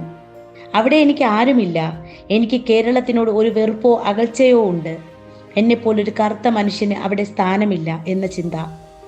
അവിടെയുള്ളവരുടെ മട്ടിലും ഭാവത്തിലുമുള്ള ധിക്കാരം എനിക്ക് എൻ്റെ നേർക്കുള്ള അധികാരമായിട്ട് മാത്രമേ തോന്നാറുള്ളൂ. മഞ്ഞയുടുത്ത് കണ്ണാടിപ്പെട്ടിക്കുള്ളിൽ ഇരിക്കുന്ന നാരായണ ഗുരുവിൻ്റെ പ്രതിമ എന്നോട് മാറിപ്പോടാ എന്ന് പറയുന്നത് പോലെ. പ്രജാനന്ദൻ്റെ സമാധി അദ്ദേഹത്തിൻ്റെ സ്വന്തം കുടുംബ ശ്മശാനത്തിലാണ് ഉണ്ടായിരുന്നത്. ഞാൻ ഒരിക്കൽ മാത്രമാണ് അങ്ങോട്ട് പോയിട്ടുള്ളത്. ആരും ശ്രദ്ധിക്കാതെ കാട് പിടിച്ച് കിടക്കുന്ന ഒരു കറുത്ത കൽവിളക്ക്, അതിൻ്റെ ചുറ്റും ചെങ്കൽ പീഠം, ചുറ്റും തെങ്ങും മരിച്ചീനിയും കാച്ചിലും കാടായി കിടന്നിരുന്നു. അദ്ദേഹം ജീവിച്ചിരുന്നു എന്നതിന് തന്നെ ഇന്ന് രേഖകളില്ല. എന്നെപ്പോലെ ചിലരുടെ ഓർമ്മകളിൽ ഉണ്ടാവാം. കുമാരകോവിലിൻ്റെ പാത വന്നപ്പോൾ ഞാൻ കാർ അങ്ങോട്ട് തിരിച്ചു. കോവിലിൽ കയറാതെ കുളത്തിൻ്റെ കരയിലേക്ക് പോയി. അവിടെ കാർ നിർത്തി ഇറങ്ങി. വെള്ളം നിറച്ചുമുണ്ടായിരുന്നു. പടികളിൽ ഞാൻ ഇരുന്നു. ഒറ്റപ്പെട്ട ചിത്രങ്ങളായി മനസ്സ് ഓടുകയായിരുന്നു. സിഗരറ്റ് തേടി നോക്കി, ഷർട്ടിലില്ല. കാറിലേക്ക് പോകാനും മടി തോന്നി. എൻ്റെ ഉള്ളിലെ ചിത്രങ്ങൾ മുഴുവൻ അമ്മയുടെ മുഖങ്ങളാണെന്ന് ഞാൻ കുറേ കഴിഞ്ഞാണ് ശ്രദ്ധിച്ചത്. പണി കിട്ടിയതിന് ശേഷം ഞാൻ അമ്മയെ കാണുന്നത് വരെ എൻ്റെ മനസ്സിലുണ്ടായിരുന്ന അമ്മയുടെ മുഖം മറ്റൊന്നാണ്.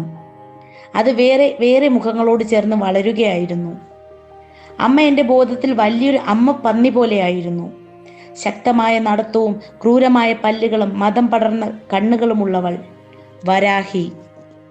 നേരിൽ കണ്ട അമ്മ മറ്റൊരു സ്ത്രീയായിരുന്നു, തികച്ചും മറ്റൊരാൾ. പക്ഷേ കണ്ടപ്പോൾ തന്നെ മനസ്സിലായി അതാണ് അമ്മ എന്ന്. അമ്മയും എന്നെ അങ്ങനെ ഞെട്ടലോടെ അറിയുകയായിരുന്നു. അമ്മയ്ക്ക് ആ ഞെട്ടൽ താങ്ങാനായില്ല. എന്തൊക്കെയോ പുലമ്പി. ഒരിടത്തും ഇരിക്കാനാവാതെ അവിടെയെങ്ങും ഓടി നടന്നു. പെട്ടെന്ന് നിലവിളിച്ചുകൊണ്ട് മാറത്തടിച്ച് കരഞ്ഞു. ഓടി വന്ന് എൻ്റെ തലമുടി പിടിച്ച് കുലുക്കിയിട്ട് ബോധം കെട്ട് നിലത്ത് വീണു. ഞാൻ പണിക്കാരനോട് ബ്രാൻഡി കൊണ്ടുവരാൻ പറഞ്ഞു കുടിപ്പിച്ചു. അമ്മ ഉറങ്ങിക്കിടക്കുമ്പോൾ പണിക്കാരനെ പറഞ്ഞയച്ച് നല്ല ചേലയും ജമ്പറും വാങ്ങിക്കൊണ്ടുവരാൻ പറഞ്ഞു. കാലത്ത് എഴുന്നേൽക്കുമ്പോൾ അമ്മ പുതിയൊരു സ്ത്രീയായി മാറിയിട്ടുണ്ടാവും എന്ന് ഞാൻ മോഹിച്ചു. അന്ന് രാത്രി കണ്ട വ്യഥാസ്വപ്നങ്ങളെ ഇന്നോർത്താലും എൻ്റെ ദേഹം ലജ്ഞ കൊണ്ട് ചുരുങ്ങിപ്പോകും. അമ്മ വസ്ത്രങ്ങൾ ധരിക്കാൻ ഒട്ടും സമ്മതിച്ചില്ല. പകരം ഞാൻ എൻ്റെ ഷർട്ടൊക്കെ ഊരിയിട്ട് തൻ്റെ ഒപ്പം ഇറങ്ങി വരണമെന്ന് ശടിച്ചു. നായാടിക്ക് എതുക്കൂടെ തമ്പ്രാൻ കളസം, ഉണരി ഇടുടേ, വേണ്ടാട്ടെ ഊരി ഇട്ടുടേ, ഊരുടെ മക്ക എന്ന് എൻ്റെ ഷർട്ട് പിടിച്ച് ചീന്തിക്കളയാൻ ശ്രമിച്ചു. കുട്ടിയുടെ മീതെ ഒരു അന്യവസ്തു ഒട്ടിക്കുന്നത് കണ്ട അമ്മ പന്നി പോലെ എന്നെ എൻ്റെ വസ്ത്രത്തിൽ നിന്ന് വേർപ്പെടുത്തിയെടുക്കാൻ ശ്രമിച്ചു. എനിക്ക് അവളോടൊന്നും പറയാൻ പറ്റിയില്ല. വാക്കുകൾ മനസ്സിലാക്കുന്ന സ്ഥിതിയിൽ അവൾ ഉണ്ടായിരുന്നില്ല. അവൾക്ക് മടക്കി കിട്ടിയ കുട്ടിയോടൊപ്പം തിരുവനന്തപുരത്തെ ചവറ്റുകൂനകളിലേക്ക് മടങ്ങാനാണ് അമ്മ ശ്രമിച്ചത്. ഞാൻ കസേരയിൽ ഇരിക്കുന്നത് കണ്ട് അമ്മ ഞെട്ടി വിറങ്ങലിച്ചു പോയി. നീ തമ്പ്രാൻ കസേരയിലെ ഇരിപ്പിടേ, അയ്യോ അയ്യോ എന്ന് നിലവിളിച്ചു. എഴിടെ മാക്ക, കൊന്നൊരുവാടടേ എന്ന് മാറിൽ അടിച്ച് നിലവിളിച്ചു. 20 കൊല്ലം പുറകിലേക്ക് നീങ്ങി ഞാൻ അവളെ മനസ്സിലാക്കാൻ ശ്രമിച്ചു. ഓവുചാലിൽ നിന്ന് പുറത്തേക്ക് വന്ന നായാടിക്ക് കല്ലേറ് മാത്രമല്ലേ കിട്ടുക? അവനൊരു കസേര എന്നാൽ എന്താണ്? ക്രൂരമായ മൃഗം, രക്തം ഇറ്റിക്കുന്ന കൊലപീഠം. അമ്മയെ കുടിപ്പിച്ച് ബോധമില്ലാതാക്കി എൻ്റെ ഒപ്പം മധുരയിലേക്ക് കൊണ്ടുപോയി. എന്നോടൊപ്പം അമ്മ ഉണ്ടായിരുന്നത് വെറും 12 ദിവസങ്ങൾ മാത്രമായിരുന്നു. കൂട്ടിലിട്ട വന്യമൃഗം പോലെ അമ്മ മുട്ടി മുട്ടി ചുറ്റി വന്നു. അവളെ പുറത്തേക്ക് വിടരുതെന്ന് പറഞ്ഞ് ഞാൻ കാവൽ നിർത്തി. ഗേറ്റും പൂട്ടിവെച്ചു. എങ്കിലും 2 തവണ അമ്മ രക്ഷപ്പെട്ടോടി. ഞാൻ പോലീസിനെ അയച്ച് അവളെ പിടിച്ചു കൊണ്ടുവന്നു. അമ്മയ്ക്ക് വീട്ടിലിരിക്കാനേ കഴിഞ്ഞില്ല. ചോറൊഴിച്ച് വീട്ടിൽ ഒന്നിലും അമ്മയ്ക്ക് താല്പര്യമുണ്ടായിരുന്നില്ല. എന്നെ കാണാത്തപ്പോൾ അമ്മ എൻ്റെ പേര് പറഞ്ഞ് നിലവിളിച്ചുകൊണ്ട് വീട് മുഴുവൻ ചുറ്റി അലഞ്ഞു കരഞ്ഞു. പൂട്ടിയ കതകുകളിൽ ഭ്രാന്തമായി തട്ടി അലമുറയിട്ടു. എന്നെ കണ്ടതും ഷർട്ടൂരിയിട്ട് അവളുടെ ഒപ്പം വരാൻ പറഞ്ഞു കരഞ്ഞു. കസേരയിൽ ഇരിക്കണ്ടെന്ന് പറഞ്ഞ് നിലവിളിച്ചു. ഞാൻ കസേരയിൽ ഇരിക്കുന്നത് കണ്ടാൽ അവളുടെ ദേഹം സന്നിബാധയേറ്റതുപോലെ വിറച്ചു തുള്ളും. തൻ്റെ ഷർട്ടിട്ട രൂപം അവളെ ഭയപ്പെടുത്തി. ആദ്യം അവൾ ഓടിച്ചെന്ന് വല്ല മൂലയിലും കയറി ഒളിക്കും. ഞാൻ ചെന്ന് അവളുടെ ചുമലിൽ തൊട്ടാൽ തൊടലിലൂടെ എന്നെ മനസ്സിലാക്കി നിലവിളിച്ചു തുടങ്ങും. കാപ്പാ, മക്കളെ, കശേര വേണ്ട, കലശം വേണ്ട. 12ാമത്തെ ദിവസമാണ് അമ്മ 4-5 ദിവസം കാണാതായത്. എനിക്കുള്ളിലൊരു സമാധാനമുണ്ടായത്. അമ്മയെ എന്ത് ചെയ്യണമെന്ന് ഒരു പിടിയും ഉണ്ടായിരുന്നില്ല. ആരോട് ചോദിച്ചാലും അമ്മയെ എവിടെയെങ്കിലും പൂട്ടിയിടാമെന്നോ വല്ല സ്ഥാപനത്തിലേക്കും അയക്കാമെന്നോ മാത്രമാണ് പറഞ്ഞത്. പക്ഷെ എനിക്കമ്മ സ്വന്തം ലോകത്ത് എങ്ങനെ കഴിയുമെന്നറിയാം. ചവറും ചീയലും തിന്ന് തെരുവുകളിൽ ഉറങ്ങി അലയുന്ന അമ്മയുടെ ജീവിതത്തിൽ ഒരുപാട് സന്തോഷങ്ങളുണ്ട്. അവൾക്ക് വേണ്ടപ്പെട്ടവരുണ്ട്, ശത്രുക്കളുണ്ട്, ഇഷ്ടങ്ങളും ഇഷ്ടക്കേടുകളുമുണ്ട്. അത് വേറെ ഒരു സമൂഹം. പെരുച്ചാഴികളെ പോലെ നമ്മുടെ കാലിന് താഴെ വളരെ വലിയ ഒരു ജീവിത വലയമാണത്. അമ്മ തിരുവനന്തപുരത്ത് എത്തി എന്ന് ഞാൻ ഉറപ്പാക്കി. അത്രയും ദൂരം എങ്ങനെ അമ്മ പോയി എന്നതിലും അത്ഭുതപ്പെടാനൊന്നുമില്ല. അവർക്ക് സ്വന്തമായ വഴികളും വഴിത്തുണകളുമുണ്ട്. ഞാൻ അമ്മയെ എൻ്റെ ഓർമ്മകളിൽ നിന്ന് മായ്ച്ചു കളഞ്ഞു. അന്ന് ഉദ്യോഗത്തിൽ ഞാൻ ഓരോ ദിവസവും വെല്ലുവിളികൾ നേരിടുകയായിരുന്നു. ഒറ്റ കൊല്ലം കൊണ്ട് എൻ്റെ എല്ലാ സ്വപ്നങ്ങളും പൊലിഞ്ഞു. അധികാരം എന്ന യന്ത്രത്തിൽ ഞാനൊരു അംഗമായില്ല. അതിൽ ഒട്ടിയിരിക്കുന്ന ആവശ്യമില്ലാത്ത ഒരു സ്റ്റിക്കർ മാത്രമായിരുന്നു. അധികാരം എന്നത് എന്നും ഒരു കൂട്ടുപ്രവൃത്തിയാണ്. പക്ഷെ ഓരോ അധികാരിയും താനാണ് അത് കൈകാര്യം ചെയ്യുന്നത് എന്ന് കരുതും. നിങ്ങൾ ഭരിക്കുന്നയാൾ ഭരിക്കപ്പെടാൻ സ്വയം സമ്മതിക്കണം. ആ നാടകത്തിൽ തൻ്റെ റോൾ എന്താണെന്ന് അവൻ അറിഞ്ഞു നിന്ന് തരണം. അതിനയാൾക്ക് ഭീഷണിയോ നിർബന്ധമോ ആവശ്യമോ ഉണ്ടായിരിക്കണം. അധികാരത്തിൻ്റെ ആ മഹാനാടകത്തിൽ സ്വന്തം റോൾ മനസ്സിലാക്കി അതിനെ കൃത്യമായി ചെയ്യുമ്പോൾ മാത്രമാണ് അധികാരിക്ക് അധികാരം കൈവരുന്നത്. ഒറ്റയ്ക്കാവുമ്പോൾ അവന് ഒന്നും കയ്യിലുണ്ടാവില്ല. അവൻ്റെ അഗ്നിയിൽ ചൂടുണ്ടാവില്ല. ആയുധങ്ങളിൽ മൂർച്ചയുണ്ടാവില്ല. ഭരണത്തിൽ ഇടപെട്ടു തുടങ്ങുന്ന അധികാരി ആദ്യം അധികാരത്തിൻ്റെ രുചി അറിയുന്നു. അതെങ്ങനെയാണ് ഉണ്ടാകുന്നത് എന്നും അറിയുന്നു. കൂടുതൽ അധികാരത്തിനായി അവൻ്റെ മനസ്സ് മോഹിക്കുന്നു. അതിനായി അവൻ സ്വയം മാറിക്കൊണ്ടേയിരിക്കുന്നു. ഏതാനും കൊല്ലങ്ങൾക്ക് ശേഷം അവൻ ഭരണത്തിലുള്ള മറ്റ് ഏതൊരു അധികാരിയും പോലെ മാറിയിട്ടുണ്ടാവും. അവൻ കൊണ്ടുവന്ന ആദർശവും ചിന്തകളും ഒക്കെ മായും. അവൻ്റെ ഭാഷ, ഭാവങ്ങൾ, വിശ്വാസങ്ങൾ മാത്രമല്ല അവൻ്റെ മുഖം, രൂപം എല്ലാം തന്നെ മറ്റുള്ളവരെ പോലെ ആയിത്തീരും. ഞാൻ ആശിച്ചത് അങ്ങനെ ആവാനാണ്. പക്ഷെ എന്നെ അവർ ആ അധികാരക്കൂട്ടിനുള്ളിൽ അനുവദിച്ചതേയില്ല. എനിക്ക് അവർ തന്ന പണികളെ മാത്രമേ ചെയ്യാനാവൂ. ഒരു ഗുമസ്തനെ പോലും എനിക്ക് ഭരിക്കാനാവില്ല എന്ന് ഞാൻ മനസ്സിലാക്കി. ഞാൻ പറഞ്ഞ ഒറ്റ വാക്ക് പോലും മറ്റുള്ളവരുടെ കാതിൽ വീണില്ല. ചിലപ്പോൾ ഞാൻ ക്ഷമകെട്ട് അലറി വിളിച്ചു. അപ്പോൾ അവർ ആ കണ്ണാടിക്കതകിന് അപ്പുറത്ത് നിന്ന് എന്നെ നോക്കി പുഞ്ചിരി തൂകി. എന്നെ ചൂടൻ എന്നും സമനിലയില്ലാത്ത പ്രാകൃതൻ എന്നും മനസ്സിലാക്കി. നഗരത്തിലെ മൃഗശാലയിൽ കൂട്ടിൽ കിടക്കുന്ന മൃഗമായി മാറി ഞാൻ. കോപിക്കും തോറും അത് എൻ്റെ ജാതിയുടെ സ്വാഭാവികമായ സംസ്കാരമില്ലായ്മയായി ധരിക്കപ്പെട്ടു. പോരാടും തോറും അത് അതിരുവിട്ട അധികാരമോഹമായി വ്യാഖ്യാനിക്കപ്പെട്ടു. എൻ്റെ സ്ഥിതി മനസ്സിലാക്കി വെറുതെ ഇരുന്നാൽ എൻ്റെ ജാതിക്ക് മാത്രമുള്ള കഴിവില്ലായ്മയായി രൂപപ്പെട്ടു. എന്നെ എല്ലാവരും സഹതാപത്തോടെയാണ് കണ്ടത്. എന്നോട് അവർ എപ്പോഴും ക്ഷമിച്ചു. എൻ്റെ കുറ്റബോധവും വിഷാദവും ഏകാന്തതയും എൻ്റെ തലമുറയുടെ മാനസിക പ്രശ്നമായി ചർച്ച ചെയ്യപ്പെട്ടു. ഓരോ ക്ഷണവും ഞാൻ മുട്ടി തല പൊട്ടിച്ച് മാന്തി പൊളിക്കാൻ ശ്രമിച്ച് ചോരയൊലിപ്പിച്ച ആ കൂടിനെ ഞാൻ എത്തിപ്പിടിച്ച തങ്ക പല്ലക്കായി മറ്റുള്ളവർ കണ്ടു. ഞാൻ സുധയെ കല്യാണം കഴിച്ചത് പോലും ആ മുട്ടലിൻ്റെ ഭാഗമായിട്ടായിരിക്കാം. വെള്ളപ്പൊക്കത്തിൽ എരുമയെ പിടിച്ചുകൊണ്ട് നീന്തി മറുകരയെത്താൻ ശ്രമിക്കുന്നത് പോലെ അവൾ എന്നെ അവളുടെ ലോകത്തിലേക്ക് കൈപിടിച്ചു കൊണ്ട് ചെല്ലും എന്ന് ഞാൻ മോഹിച്ചു. അവളെ ഞാൻ നേടിയത് അവരെ ചതിച്ചതായിട്ട് കരുതപ്പെടുമെന്ന് ഞാൻ വിചാരിച്ചു. വൈകുന്നേരത്തെ പാർട്ടികൾ, ജന്മദിനാഘോഷങ്ങൾ, ചിരി, കെട്ടിപ്പിടിക്കൽ, ചുംബനങ്ങൾ, അന്വേഷണങ്ങൾ, ഞാൻ ആഗ്രഹിച്ചത് അതൊക്കെയാണ്. പക്ഷെ കാരുണ്യം എന്ന ആയുധം കൊണ്ട് അവരെന്നെ എപ്പോഴും തോൽപ്പിച്ചു. സഹതാപത്തോടെ എന്നെ അവർ എൻ്റെ സ്ഥലത്തേക്ക് ആനയിച്ചു കൊണ്ടുപോകും. പിന്നെ കൂടുതൽ കരുണയോടെ എന്നെ അവർ മടക്കി അയക്കും. സുധ എന്നെ കല്യാണം കഴിച്ചത് എന്തിന് എന്ന് ഞാൻ ഒരിക്കലും ചിന്തിച്ചില്ല. എൻ്റെ പൗരുഷത്തിൻ്റെ വിജയമായി, എൻ്റെ ഉള്ളിലെ കാമുകൻ്റെ വിജയമായി ഞാൻ അതിനെ കരുതി. എൻ്റെ ജീവിതത്തിൽ ആത്മവിശ്വാസവും ധൈര്യവും ഒപ്പമുണ്ടായിരുന്ന 1.5 മാസക്കാലമായിരുന്നു ഞങ്ങളുടെ മധുവിധുകാലം. അത്രയ്ക്കെങ്കിലും വിഡ്ഢിത്തം എനിക്കുണ്ടായത് നന്നായി. ഇല്ലെങ്കിൽ ആ സന്തോഷവും എനിക്ക് നഷ്ടപ്പെടുമായിരുന്നു. പക്ഷേ സുധയ്ക്ക് യാതൊരു ചിന്താക്കുഴപ്പവുമില്ല. അവൾ മുന്നോട്ട് പോകാൻ ആഗ്രഹിച്ചു. എന്നെ കല്യാണം കഴിക്കുമ്പോൾ അവളൊരു പത്രപ്രവർത്തകയായിരുന്നു. എന്നെ പിടിച്ചുകൊണ്ട് അവൾ ഒരു PRO ആയി. ആഗ്രഹിച്ചത് മുഴുവൻ നേടി. ആ കണക്കുകൾക്ക് മീതെ അവൾക്കൊരു അലങ്കാര മേൽമുണ്ടും കിട്ടി. പുരോഗമന ചിന്തയുള്ള പരന്ന മനസ്സുള്ള ആധുനിക സ്ത്രീ. അവൾ ഒരിക്കലും ആ മേൽമുണ്ട് മാറ്റി അവളുടെ മുഖം നോക്കിയിട്ടില്ല. അധികാരത്തിൻ്റെ ഉത്തരവാദിത്തം മുഴുവൻ പേറിക്കൊണ്ട് ഒരു അധികാരവുമില്ലാതെ ജീവിക്കുന്ന നഗരത്തിൽ ഞാൻ ചെന്ന് ചേർന്നു. ഞാൻ പണിയെടുത്ത ഓരോ ഓഫീസിലും എനിക്ക് താഴെ ഒരു ശക്തനായ 2ാം നില അധികാരി ഉണ്ടാവും. അയാൾ ആ ഭാഗത്ത് ഏറ്റവും കൂടുതലുള്ള ജാതിയിൽപ്പെട്ടയാളായിരിക്കും. ഭരണകക്ഷിയിലെ പ്രമുഖർക്കോ ഉന്നത അധികാരികൾക്കോ വേണ്ടപ്പെട്ട ആളായിരിക്കും. ഞാൻ വന്ന ഏതാനും ദിവസങ്ങൾക്കുള്ളിൽ മുഴുവൻ അധികാരവും അയാളുടെ കൈകളിലേക്ക് ചെന്ന് ചേരും. അയാളുടെ ഉത്തരവുകൾ മാത്രമേ നടക്കുകയുള്ളൂ. അയാളാണ് ഭരിക്കുന്നത് എന്ന് എല്ലാവരും അറിഞ്ഞിരിക്കും. എന്നാൽ അയാൾ എന്നോട് ഭവ്യതയോടെ പെരുമാറും. ആ പട്ടുതുണിയുടെ ഉള്ളിൽ ഇരുമ്പുണ്ടെന്ന് എപ്പോഴും എന്നെ അയാൾ ഓർമ്മിപ്പിച്ചു കൊണ്ടേയിരിക്കും. മധുരയിൽ ഞാൻ പണിയെടുക്കുമ്പോഴാണ് പ്രേം ജനിച്ചത്. അവന് 8 മാസം പ്രായമുണ്ടായിരുന്നപ്പോൾ പിന്നെയും അമ്മയെ കണ്ടു.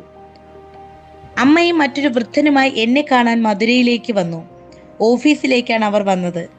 ഞാൻ ബഹുജന കോടതി എന്ന പരിഹാസ്യമായ നാടകത്തിൽ കളിച്ചു കൊണ്ടിരിക്കുകയായിരുന്നു. ദൈവത്തിന്റെ മുന്നിൽ എത്തുന്നവരെ പോലെ കയ്യിൽ സങ്കട ഹർജിയുമായി കൈകൂപ്പി കണ്ണുനീരൊഴുക്കിക്കൊണ്ട് വരുന്നവർ, കാലിൽ വീണ് പൊട്ടിക്കരയുന്ന വൃദ്ധകൾ, അവഗണിക്കപ്പെട്ട സ്ത്രീകളുടെ ഉൾവലിഞ്ഞ അപമാനം, അനീതിക്കിരയായവരുടെ എങ്ങോട്ടെന്നില്ലാത്ത രോഷം, ഒന്നും അറിയാത്ത പാവങ്ങളുടെ പ്രതീക്ഷ നിറഞ്ഞ നോട്ടങ്ങൾ, എന്തിനോ ആരോ വിളിച്ചു കൊണ്ടുവന്ന് നിർത്തിയിരിക്കുന്ന ആദിവാസികളുടെ പച്ചച്ചിരി, വലിയ കണ്ണുകൾ വിടർത്തി എല്ലാം നോക്കിക്കൊണ്ട് നടന്നു വരുന്ന കുട്ടികൾ.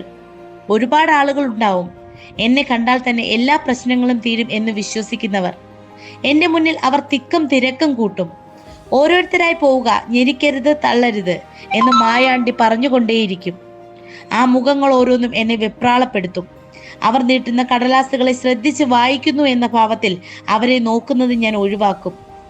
ശരി, നോക്കാം, പറഞ്ഞില്ലേ, വേണ്ടത് ചെയ്യാം എന്ന് പിന്നെയും പിന്നെയും ഒരേ വാക്കുകൾ പറയും. ആ വാക്കുകൾ പ്രോഗ്രാം ചെയ്തു വെച്ചിരിക്കുന്ന ഒരു യന്ത്രമാണ് ഞാൻ.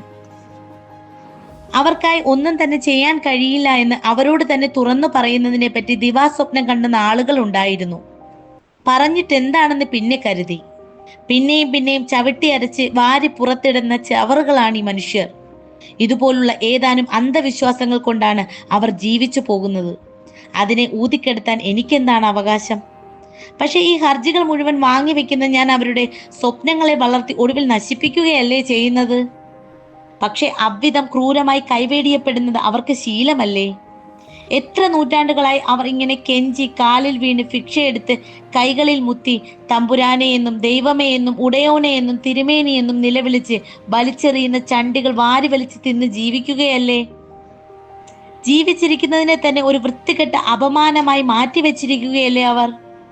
അവരുടെ കണ്ണുകളിലേക്ക് നോക്കിയാൽ ഞാൻ എൻ്റെ ഷർട്ടും പാൻറ്റും വലിച്ചൂരി എറിഞ്ഞിട്ട് അവരോടൊപ്പം ഇറങ്ങിച്ചെന്ന് ഒരു സാധാരണ നായാടിയായി നരിക്കുറവനായി നിൽക്കും എന്ന് തോന്നിപ്പോകും. അപ്പോഴാണ് കൂട്ടത്തിൽ നിന്ന് തള്ളി ഉന്തി മുന്നിലേക്ക് എത്തിയ എൻ്റെ അമ്മ, അത് എനക്ക മോനാക്കും, എനക്ക മോൻ കാപ്പൻ, കാപ്പാ ലേ മക്ക കാപ്പാ എന്ന് നിലവിളിച്ചത്. അവളോടൊപ്പം വന്ന വൃദ്ധനും ചേർന്ന് ഒച്ചയിട്ടു. പോലീസുകാരൻ അവരെ അടിച്ച് പുറത്താക്കാൻ നോക്കിയപ്പോൾ ഞാൻ വിലക്കി. ദേ എന്താ ഇവിടെ? നായേ പുറത്തേക്ക് പോടാ, പുറത്ത് പോയില്ലെങ്കിൽ നിന്റെ എല്ലൊടിക്കും എന്ന് വടികൊങ്ങിയ പോലീസുകാരനെ വേണ്ട ഷൺമുഖം എന്ന് പറഞ്ഞ് ഞാൻ തടഞ്ഞു. അമ്മ ഏതോ പാർട്ടിയുടെ കൊടി ചീന്തിയെടുത്ത് മാറിൽ സാരി പോലെ ഉടുത്തിരിക്കുന്നു. നരിക്കുറവനിൽ നിന്ന് കിട്ടിയ ഒരു പാവാടയും അണിഞ്ഞിരിക്കുന്നു. മൂക്കിൽ അലൂമിനിയത്തിൽ ചെയ്ത മൂക്കുത്തി, തലയിൽ എന്തോ പ്ലാസ്റ്റിക് പൂവ്. രണ്ടാളും എൻ്റെ മുറിയിലേക്ക് ഓടിക്കയറി. അമ്മ, അത് എനക്ക മോൻ കാപ്പൻ, എനക്ക മോനാക്കും, എനക്ക മോനെ കാപ്പാ മക്ക എന്ന് ഉച്ചത്തിൽ നിലവിളിച്ചു. എൻ്റെ മുഖത്ത് കറുത്ത നഖമുള്ള കൈകൾ കൊണ്ട് അള്ളിപ്പിടിച്ച് കവിളിലും നെറ്റിയിലും ചുംബിച്ചു. മുത്തം എന്നാൽ അവൾ ഉദ്ദേശിക്കുന്നത് പല്ലിറുക്കി കടിക്കുന്നതിനെയാണ്. വെറ്റിലച്ചാറ് എൻ്റെ മുഖത്തിലൂടെ ഒഴുകി. എല്ലാവരും വായ തുറന്ന് നോക്കി നിൽക്കുന്നത് ഞാൻ കണ്ടു. അമ്മ അകത്ത് ചെന്നിരിക്കെ ഞാൻ ഇതാ വരാം എന്ന് പറഞ്ഞു. അമ്മ, നീ വാലെ മക്ക എൻ്റെ കൈക്ക് പിടിച്ച് വലിച്ചു. ഒപ്പം വന്ന വൃദ്ധൻ തിരിഞ്ഞ് ആൾക്കൂട്ടത്തോട്, ഇത് ഞങ്ങ കാപ്പനാക്കും, നായാടി കാപ്പൻ, എല്ലാരും പോങ്ക, ഇന്നക്ക് ഇനിമേൽ ചോറ് കിട്ടാതെ, ചോറ് ഞങ്ങ തിന്നും, ചോറില്ല പോങ്ക പോങ്ക എന്ന ഉത്തരവിട്ട് കൈയാട്ടി കാണിച്ചു. ഞാൻ അമ്മയെ വലിച്ചു കൊണ്ടുവന്ന് ചെന്ന് മുറിയിലാക്കി. അപ്പോഴാണ് അമ്മയുടെ ഒപ്പം മറ്റൊരു വൃദ്ധനും വന്നിട്ടുള്ള കാര്യം ഞാൻ അറിഞ്ഞത്. അയാൾ, കാപ്പാ നീ കളസം പോട്ടു, നല്ല ചോറ് തരുമാടാ എന്ന് ചോദിച്ചു. ലേ നീ ചുമ്മാകടാ, അവൻ എമ്പിട് ചോറ് തിന്നാലും കേട്ട മാട്ടാങ്ക, അവ ഇങ്ക രാസാവാക്കും എന്ന് ആദ്യത്തെ കിഴവൻ വിശദീകരിച്ചു. അമ്മേ നീ ഇവിടെ ഇരിക്കി, ഞാൻ ഇപ്പൊ വരാം എന്ന് പറഞ്ഞ് ഞാൻ വീണ്ടും പുറത്തേക്ക് പോയി. വന്നിരുന്നപ്പോൾ തന്നെ ഞാൻ അറിഞ്ഞു എല്ലാവരുടെയും ശരീരഭാഷ മാറിയിരിക്കുന്നു. ഞാൻ അധികാരി വർഗത്തിന്റെ ഒരു ഭാഗം അല്ല എന്ന് എല്ലാവരും മനസ്സിലാക്കി കഴിഞ്ഞിരിക്കുന്നു. ഒരാൾ പോലും എന്നോട് കെഞ്ചിയില്ല, ഒന്നും എന്നോട് പറഞ്ഞില്ല. ഹർജികളെ യന്ത്രഗതിയിൽ തന്നിട്ട് അവർ നിശബ്ദരായി പിരിഞ്ഞുപോയി. അത്തവണ അമ്മ എൻ്റെ ഒപ്പം 20 ദിവസം ഉണ്ടായിരുന്നു. അവർ മൂന്നാൾക്കും എൻ്റെ ബംഗ്ലാവിന്റെ പിന്നിലുള്ള ഷെഡിൽ താമസിക്കാൻ ഞാൻ ഇടം കൊടുത്തു. എന്നാൽ അവർക്ക് കൂരയുടെ താഴെ ജീവിച്ച് ശീലമില്ലായിരുന്നു. അവർ എപ്പോഴും തോട്ടത്തിൽ ചെടികളുടെ നടുക്കായിരുന്നു. ഏതു നേരവും അത്യുച്ചത്തിൽ ശണ്ട കൂടി. ചിലപ്പോൾ തമ്മിൽ കല്ലും വടികളും എടുത്തടിച്ച് യുദ്ധം ചെയ്തു. വീടിന്റെ ചുറ്റും ഓടി നടന്ന് പാട്ടുപാടി. രാത്രിയിൽ തോട്ടം മുഴുവൻ മലവിസർജനം നടത്തിവെച്ചു. ഓരോ ദിവസവും അത് വൃത്തിയാക്കിയ അരുണാചലം എന്നെ ശപിക്കുന്നത് ഞാൻ കേട്ടു. കേൾക്കാനാണ് അവൻ ശപിച്ചത്. അമ്മയ്ക്ക് സുധയെ ഒട്ടും ഇഷ്ടമായില്ല. സുധയുടെ വെളുത്ത നിറമാണ് അമ്മയെ ഭയപ്പെടുത്തിയത്. വെളുപ്പമ്മയെ അത്രയ്ക്ക് ഭയപ്പെടുത്തിയതിൽ എനിക്ക് അത്ഭുതമുണ്ടായില്ല. പക്ഷെ വെളുപ്പിനോട് ഇത്ര പുച്ഛം അമ്മയ്ക്കുണ്ടാവുമെന്ന് ഞാൻ ഒരിക്കലും ചിന്തിച്ചിരുന്നില്ല. ആദ്യം സുധയെ കണ്ടപ്പോൾ തന്നെ അമ്മ ഓടി മുറ്റത്തിറങ്ങി നിന്നുകൊണ്ട് വായിൽ കൈവച്ച് മിഴിച്ചു നോക്കി. സുധ എന്തോ പറഞ്ഞപ്പോൾ തൂ എന്ന് ഉഗ്രമായി കാർത്തുപ്പി. പാണ്ഡൻ നായാക്കും ലേ ലേ പാണ്ഡൻ നായിലേ എന്ന് സുധയെ ചൂണ്ടി വിളിച്ചു കൂവി. സുധ അമ്മയെ കണ്ട് പേടിച്ച് അടുക്കളയിലും മുറിയിലും കയറിക്കൂടി. അമ്മ സുധയെ കണ്ടാൽ പാണ്ഡൻ നായേ എന്ന് വിളിച്ചു കൂവിക്കൊണ്ട് കയ്യിലുള്ളത് എന്തായാലും അവളുടെ മീതെ വലിച്ചെറിഞ്ഞു. വസ്ത്രം പൊക്കി ഗുഹ്യാവയവത്തെ കാട്ടി ചീത്ത പറഞ്ഞു. കൊഞ്ഞണം കുത്തി നൃത്തം കളിച്ച് കാട്ടി. സുധ, ബലു പ്ലീസ്, എന്നോട് കുറച്ചെങ്കിലും സ്നേഹമുണ്ടെങ്കിൽ അവരെ എങ്ങോട്ടെങ്കിലും പറഞ്ഞയക്കൂ. നിങ്ങളെ വിശ്വസിച്ച് വന്നവളാണ് ഞാൻ. അതിന് നിങ്ങൾ എനിക്ക് ചെയ്യേണ്ട ലീസ്റ്റ് ഹെൽപ്പ് ഇതാണ്. എനിക്കവരെ താങ്ങാനാവുന്നില്ല എന്ന് പറഞ്ഞു കരഞ്ഞു. തലയിലടിച്ച് കരഞ്ഞുകൊണ്ട് അവൾ കിടക്കയിൽ ചുരുണ്ട് കിടക്കുന്നത് ഞാൻ നിർവികാരനായി നോക്കിക്കിടന്നു. പറയൂ ബാലു, ഇങ്ങനെ വെറുതെ കിടന്നാൽ എങ്ങനാ? പ്ലീസ് സുധ, ഞാനൊന്ന് ചിന്തിക്കട്ടെ. വെറുതെ എങ്ങനെ അയക്കും? നിങ്ങൾ അയക്കില്ല. അവരെ നമുക്ക് ഒന്നും ചെയ്യാൻ പറ്റില്ല. അവർ ഒരു ജീവിതത്തിന് ശീലിച്ചു കഴിഞ്ഞവരാണ്. ഇനി അവരെ നമുക്ക് മാറ്റാൻ പറ്റില്ല. അവർ എവിടെയെങ്കിലും സന്തോഷമായിരിക്കട്ടെ. വേണ്ടതൊക്കെ നമുക്ക് ചെയ്യാം. ഞാൻ പ്രജാനന്ദനെയാണ് ഓർത്തുകൊണ്ടിരുന്നത്. അമ്മയ്ക്ക് ഞാനൊരു വലിയ അനീതിയാണ് ചെയ്തത്, അതിന് ഞാൻ പകരം ചെയ്യണമെന്നാണ് അദ്ദേഹം പറഞ്ഞത്. ഗുരുവചനമാണ് അത്, ഞാൻ ഒരിക്കലും കടന്നു പോകാൻ കഴിയാത്ത ഉത്തരവുമാണ്. പക്ഷെ അമ്മയ്ക്ക് ഞാൻ എന്ത് ചെയ്യും? അവൾക്ക് എന്താണ് വേണ്ടത്?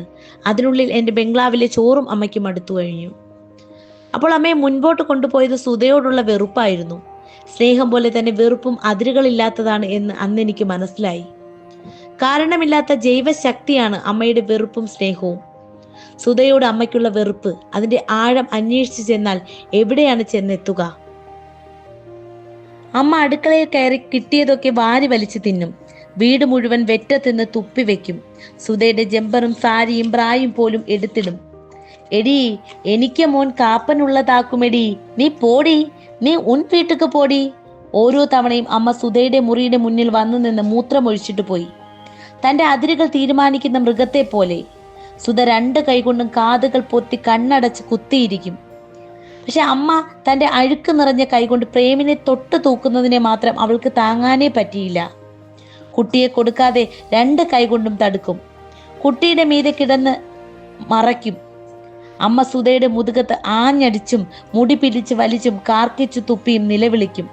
പുലഭ്യം പറയും. 2-3 തവണ ഞാൻ അമ്മയെ പിടിച്ച് വലിച്ചു കൊണ്ടു ചെന്ന് പുറത്ത് തള്ളി കതകടച്ചു. ക്രിസ്തുദാസിനോടും ആരോഗ്യമേരിയോടും കുട്ടിയെ അമ്മയെ തൊടാൻ വിടരുത് എന്ന് പറഞ്ഞു. എങ്കിലും അമ്മ എങ്ങനെയോ അകത്തേക്ക് കടന്നു. അപ്പോൾ ഞാൻ പിന്നിലൂടെ ഓടിച്ചെന്ന് കുട്ടിയെ പിടിച്ചു വാങ്ങി. ഒരിക്കൽ പുറത്തു നിന്ന് കൊണ്ടുവന്ന എന്തോ ചീഞ്ഞളഞ്ഞ വസ്തുവിനെ അമ്മ കുട്ടിയുടെ വായിൽ കൊടുക്കുന്നത് ഞാൻ കണ്ടു. കുളിച്ചു പുറത്തേക്ക് വന്ന ഞാൻ അത് കണ്ടു. എൻ്റെ കൈയും കാലുമൊക്കെ വിറച്ചു തുടങ്ങി. ഞാൻ അമ്മയെ വലിച്ചു പുറത്തിട്ട് വായിൽ തോന്നിയതൊക്കെ വിളിച്ചു പറഞ്ഞു. ആരോഗ്യം അടുക്കളയിൽ നിന്ന് എന്തോ പറഞ്ഞു. അതിലൊരു വാക്ക് എൻ്റെ കാതിൽ വീണു. കുറബുദ്ധി. ഞാനത് കേട്ട് കല്ലായി മാറിപ്പോയി. തളർന്ന് കസേരയിൽ വീണു. അമ്മയെ ഞാനായിട്ട് പോകാൻ പറയരുതെന്നാണ് ഞാൻ വിചാരിച്ചത്. കഴിഞ്ഞ തവണ പോയതുപോലെ അമ്മ പോകും എന്നാണ് ഞാൻ കാത്തിരുന്നത്. അങ്ങനെ അമ്മ പോവുകയാണെങ്കിൽ എൻ്റെ കുറ്റബോധം ഇല്ലാതാവും. പിന്നെ എൻ്റെ ഗുരുവിനെ ഞാൻ ഉത്തരം പറയേണ്ടതില്ല. പക്ഷെ ഇത്തവണ അമ്മയ്ക്ക് എന്നോടൊപ്പം തന്നെ കഴിയാൻ ശക്തമായ കാരണമുണ്ടായിരുന്നു. സുധയുടെ മീതെയുള്ള വെറുപ്പ്. അതവൾക്ക് എല്ലാ ഊർജവും നൽകി. അവളുടെ സമയം മുഴുവൻ അതിന്റെ ചെലവായി. അമ്മ ദിവസം മുഴുവൻ നാക്കു തോരാതെ സുധയെ ചീത്ത പറയും. വെള്ളപ്പന്നി, പാണ്ടൻ നായ എന്ന് തുടങ്ങിയാൽ അമ്മ പറയുന്ന ഭാഷയിലെ ഒരുപാട് വാക്കുകൾ ഞാൻ കേൾക്കാത്തവയാണ്.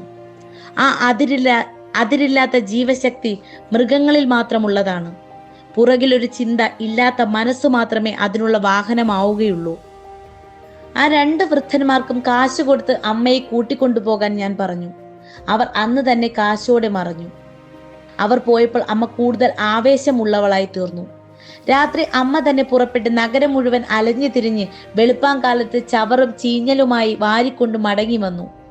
വലിച്ചെറിഞ്ഞ ഭക്ഷണങ്ങൾ, പഴയ വസ്ത്രങ്ങൾ, മിന്നുന്ന എന്തും അവർ എടുത്തു കരുതി. പേരക്കുട്ടിക്കാണ്. അവയൊക്കെ അവർ കാർ ഷെഡിൽ കൂട്ടിവെച്ചു. ചീഞ്ഞളിഞ്ഞ എന്തോ അമ്മ വഴിച്ചു നക്കുന്നത് യാദൃച്ഛികമായി ജനാലയിലൂടെ കണ്ട സുധ ഓടിച്ചെന്ന് ഛർദിച്ചു. ഒരു പെരിച്ചാഴിയെ ഒരിക്കൽ അമ്മ പഴയ സാധനങ്ങൾ കത്തിക്കുന്നത് ചുടുന്നത് കണ്ടപ്പോൾ ഞാൻ ഓടിച്ചെന്ന് പിടിച്ച് പുറത്തെറിഞ്ഞ് അമ്മയെ ശാസിച്ചു. അവൾ എന്നെ അടിക്കാൻ വന്നു. ഞാൻ അവളെ പിടിച്ചു തള്ളിയപ്പോൾ മലർന്നു വീണു. പഴയൊരു ടർക്കി തൂവാലയാണ് അമ്മ ഉടുത്തിരുന്നത്. അത് അഴിഞ്ഞു വീണു. നഗ്നയായി കിടന്ന അവൾ അങ്ങനെ തന്നെ എഴുന്നേറ്റ് എന്നെ ആക്രമിക്കാൻ വന്നു. ഒരു കല്ലെടുത്ത് എന്നെ നോക്കി എറിഞ്ഞു. അവളെ ബലമായി പിടിച്ചു കൊണ്ടുവന്ന് കാർ ഷെഡിൽ തള്ളി കതകടച്ചിട്ട് ശ്വാസം വിടാനാവാതെ കുറേ സമയം നിന്നു. ജനാലകൾ മുഴുവൻ കണ്ണുകളായി മാറി എന്നെ നോക്കുകയായിരുന്നു. നേരെ കുളിമുറിയിലേക്ക് ചെന്ന് ഷവർ തുറന്നു വിട്ടിട്ട് പൊട്ടിക്കരഞ്ഞു. വെള്ളത്തിലൂടെ എൻ്റെ കരച്ചിലും ഒഴുകി. വൈകയിൽ എത്തിയിട്ടുണ്ടാവും, കടലിലും. ഞാൻ സുധ വാതിക്കൽ നിന്നിരുന്നു. എൻ്റെ പിന്നിൽ വന്ന്, ഞാൻ പോകുന്നു, എൻ്റെ കുട്ടിയും ഞാനും എങ്ങോട്ടെങ്കിലും പോകാം. ഇനി ഇതിനെ സഹിക്കാൻ എനിക്ക് പറ്റില്ല. ഒന്നുകിൽ ഞാൻ, ഇല്ലെങ്കിൽ നിങ്ങളുടെ അമ്മ. തീരുമാനിച്ചോളൂ എന്ന് കരഞ്ഞു. ഞാൻ അമ്മയെ വിട്ടുകളയരുതെന്ന എൻ്റെ ഗുരു എന്നോട് പറഞ്ഞത്. നീ പോയാൽ ഞാൻ ദുഃഖിക്കും, കുറേശ്ശെയായി മരിക്കും. പക്ഷെ അമ്മയെ തുരത്താൻ എനിക്ക് പറ്റില്ല. അമ്മ അവൾക്കിഷ്ടമുള്ളത് ചെയ്യും എന്ന് ഞാൻ പറഞ്ഞു. സുധ കുറേ നേരം എന്നെ നോക്കി നിന്നു. അവളുടെ തല വിറച്ചുകൊണ്ടിരുന്നു. പിന്നെ പെട്ടെന്ന് എൻ്റെ തലയിൽ ആഞ്ഞാഞ്ഞടിച്ച് നിലവിളിച്ചു കൊണ്ടിരുന്നു. അവളുടെ നിലവിളി കേട്ടുകൊണ്ട് ഞാൻ മുറിയിൽ കയറി ഒരു പുസ്തകമെടുത്ത് വിരിച്ച് അക്ഷരങ്ങളെ നോക്കിക്കൊണ്ടിരുന്നു. രാത്രി വരെ അമ്മ കാർ ഷെഡിലായിരുന്നു. കതകിൽ അവൾ മുട്ടി അമറി. ഞാൻ പുറത്തിറങ്ങി മീനാക്ഷി അമ്മൻ ക്ഷേത്രത്തിലും മറ്റും പോയിട്ട് രാത്രി മടങ്ങി വന്നു. വസ്ത്രം മാറ്റിയിട്ട് കാർ ഷെഡിലേക്ക് പോയി. കതക് തുറന്നു. ഉള്ളിൽ മൂത്രവും മലവും കലർന്ന നാറ്റം നിറഞ്ഞിരിക്കുന്നു. അമ്മ എഴുന്നേറ്റ് എന്നെ അടിക്കുമെന്നാണ് ഞാൻ കരുതിയത്. പക്ഷെ അമ്മ ഒരു മൂലയ്ക്ക് തലയിൽ കൈവച്ച് കുത്തിയിരിക്കുന്നു. അമ്മേ, ചോറ് വേണോ എന്ന് ഞാൻ ചോദിച്ചു. തലയാട്ടി. ഞാൻ തന്നെ അമ്മയ്ക്ക് ചോറ് വിളമ്പി. ആവേശത്തോടെ അമ്മ ചോറ് വാരി വാരി വായിലിട്ട് വിങ്ങിയും മിഴിച്ചും തിന്നുന്നത് കണ്ടപ്പോൾ എൻ്റെ ദേഹമാസകലം നിന്ന് കത്തി. ജീവിതത്തിൽ ഒരിക്കലെങ്കിലും വിശപ്പിന് പകരം രുചിയെ അവൾ അറിഞ്ഞിട്ടുണ്ടാവുമോ? അമ്മയെ കെട്ടിപ്പിടിച്ച് നിലവിളിച്ച് കരയണമെന്ന് തോന്നി. ചോറുണ്ടു തുടങ്ങിയാൽ നിർത്താൻ അമ്മയ്ക്ക് അറിയില്ല. ഇല ഒഴിയുന്നതും താങ്ങാനാവില്ല. പോട് പോട് എന്ന് നിലത്ത് കൈകൊണ്ട് തട്ടി പറഞ്ഞുകൊണ്ടേയിരുന്നു. ഞാനും അങ്ങനെയായിരുന്നു. ഈ ദേഹത്തിലെ ഒരു തുണ്ടാണ് എൻ്റെ ദേഹം. ഇന്നത്തെ ദേഹത്തിനുള്ളിൽ അതിപ്പോഴുമുണ്ട്. ഉണ്ട് കഴിഞ്ഞ് എച്ചിൽ കൈ സ്വന്തം ദേഹത്ത് തന്നെ തൂത്തിട്ട് അമ്മ അവിടെ തന്നെ കിടന്നു. ഞാൻ അകത്ത് ചെന്ന് അരക്കുപ്പി ബ്രാൻഡി കൊണ്ടുവന്ന് കൊടുത്തു. വാങ്ങി ഒറ്റ വലിക്ക് കുടിച്ചിട്ട് അമ്മ കിടന്നു. വലിയ ഏമ്പക്കം വന്ന് വയറ് അനങ്ങി. വയറ് നിറഞ്ഞതും അതിനു മുന്നിലുള്ള എല്ലാം അവൾ മറന്നു. പല്ലുകൾ കാട്ടി ചിരിച്ചുകൊണ്ട് എന്നട കാപ്പാ എന്ന് വിളിച്ച് കൈ നീട്ടി. ഞാൻ അടുത്തിരുന്നു. അമ്മ എന്നെ തലോടി തുടങ്ങി. എൻ്റെ പാടുകളിലൂടെ അവളുടെ തണുത്ത വിരലുകൾ സഞ്ചരിച്ചു. ലേ കാപ്പാ, ആ വെള്ളപ്പന്നി പോയാക്കും മക്കാ. അവ എതുക്ക് വെളുത്തിരിക്കാ തെരിയുമാ? ഉനക്ക് രക്തം മുഴുക്ക ഉറിഞ്ഞി കുടിച്ചിട്ടിരിക്കാലേ. പെട്ടെന്ന് എൻ്റെ ലിംഗത്തിൽ പിടിച്ച് ലേ ഇത് വളിയാ, അവ ഉനക്ക് രക്തം മുഴുക്ക ഉറിഞ്ചി കുടിക്കാലേ എന്ന് പറഞ്ഞു. ഞാൻ അവളുടെ കൈ തട്ടിമാറ്റി. മക്ക, ഈ കളസവും ചട്ടയും വേണോ അല്ലേ? കശേശായിലിരിപ്പ് വേണ്ട അല്ലേ? തമ്പ്രാമാർ നിന്നെ കൊല്ലുവാരല്ലേ? നീ നാളെ എനക്ക് കൂടെ വന്നിരുലേ? നമ്മ ഊருக்கு പോവാം. ഞാൻ ഉന്നെ പൊന്നു മാതിരി പാത്തുക്കിടുതേൻ. പാറിയാലേ മക്ക, അമ്മ ഇല്ലാലേ വിളിക്കേൻ. കണ്ണ് തളരുന്നത് വരെ അത് തന്നെയാണ് അമ്മ പറഞ്ഞുകൊണ്ടിരുന്നത്. വീണ്ടും വീണ്ടും അത് തന്നെ. കസേര വേണ്ട, അത് തമ്പുരാന്മാർക്കുള്ളതാണ്. നീ അതിലിരിക്കുന്നത് അവർ പൊറുക്കുകയില്ല. നിന്നെ കൊല്ലാൻ വേണ്ടിയാണ് അവർ ഈ വെളുത്ത യക്ഷിയെ മന്ത്രിച്ച് വിട്ടിരിക്കുന്നത്. അവൾ നിന്റെ രക്തം കുടിക്കും. അമ്മ ഉറങ്ങിയതിന് ശേഷം ഞാൻ എൻ്റെ മുറിയിലെത്തി. എൻ്റെ ദേഹം മുഴുവൻ അമ്മയുടെ ചൂരടിച്ചു. അമ്മ പറയുന്നത് ഭ്രാന്താണെങ്കിലും അതിലൊരു സത്യമില്ലേ? ഞാനിരിക്കുന്നത് യജമാനന്മാരുടെ കസേരയിലല്ലേ? അവർ അതിന് പ്രതികാരമായി എന്നെ കൊന്നുകൊണ്ടിരിക്കുകയാണോ? എൻ്റെ മായകൾക്കും ജാടകൾക്കും അപ്പുറത്ത് നിന്നുകൊണ്ട് മാസ്പന വിദ്യയ്ക്ക് വശപ്പെടാത്ത മൃഗം പോലെ അമ്മ സത്യം തിരിച്ചറിയുകയാണോ? ഭാഗം 4. ഞാൻ ഓഫീസിലെത്തിയപ്പോൾ 4:30 മണിയായി. മുറിയിൽ ചെന്നിരുന്ന് കുഞ്ഞൻ നായരോട് പലഹാരം വാങ്ങി വരാൻ പറഞ്ഞു. കഴിച്ചു. ഞാൻ എന്താണ് ഇവിടെ ചെയ്യുന്നത്? എൻ്റെ കുറവുകൾക്ക് ബലഹീനതകൾക്കും കാരണങ്ങൾ അന്വേഷിക്കുകയാണോ? സുധ പറയുന്നത് അതാണ്. ഞാൻ എന്തുകൊണ്ടാണ് ഒന്നും ചെയ്യാത്തത്? നീ പറയുന്ന കാരണങ്ങൾ മുഴുവൻ നിന്റെ അപകർഷതാ ബോധം കൊണ്ടുണ്ടാക്കുന്ന ഭാവനകൾ മാത്രം. നീ എന്താണ് ചെയ്യേണ്ടത് എന്ന് നിനക്കറിയാം. നീ ഇതൊരിക്കലും ചെയ്യുന്നില്ല. ചെയ്യേണ്ടതെന്നാൽ ഒന്നു മാത്രം. ഞാൻ എന്നെ പോലുള്ളവരുടെ ശബ്ദമായും കൈയായും ഈ ഗവൺമെന്റിനുള്ളിൽ പ്രവർത്തിക്കണം. എന്നെ പോലുള്ളവർ ചെന്നാൽ തോട്ടികൾ വാരിയെടുത്ത് ഷെഡുകളിൽ കൊണ്ട് ചെന്നിടുന്ന മനുഷ്യ ചവറുകൾ തന്നെ. പൊതു ആരോഗ്യത്തിനായി കോടികൾ ഒഴുക്കുന്ന ഒരു സർക്കാർ ഇവർക്കായി ഏതാനും ആയിരങ്ങൾ ചിലവഴിച്ചാൽ എന്ത്? കഴിയില്ലെങ്കിൽ അത് പറയുക, അത് എഴുതി വെക്കുക. ഞാൻ എഴുതി തുടങ്ങി. എൻ്റെ കൈകൾ വിറച്ചു.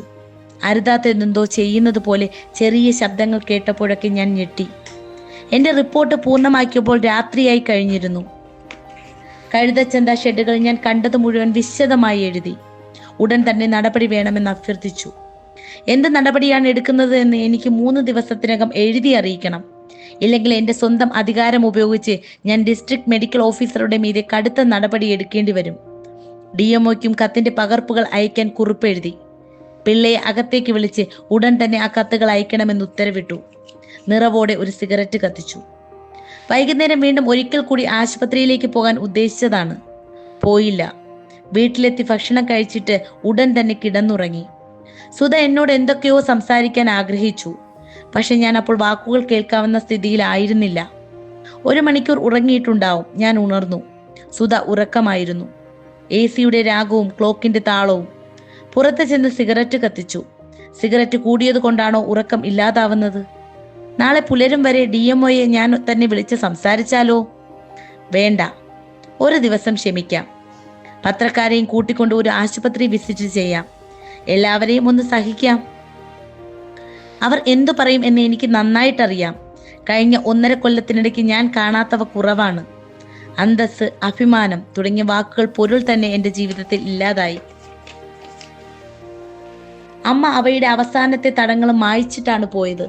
മധുരയിൽ താമസിച്ചിരുന്ന അമ്മ ഒരു ദിവസം പ്രേമിനെയും കൊണ്ട് അപ്രത്യക്ഷയായി. സുധ ബോധം കെട്ട് വീണു.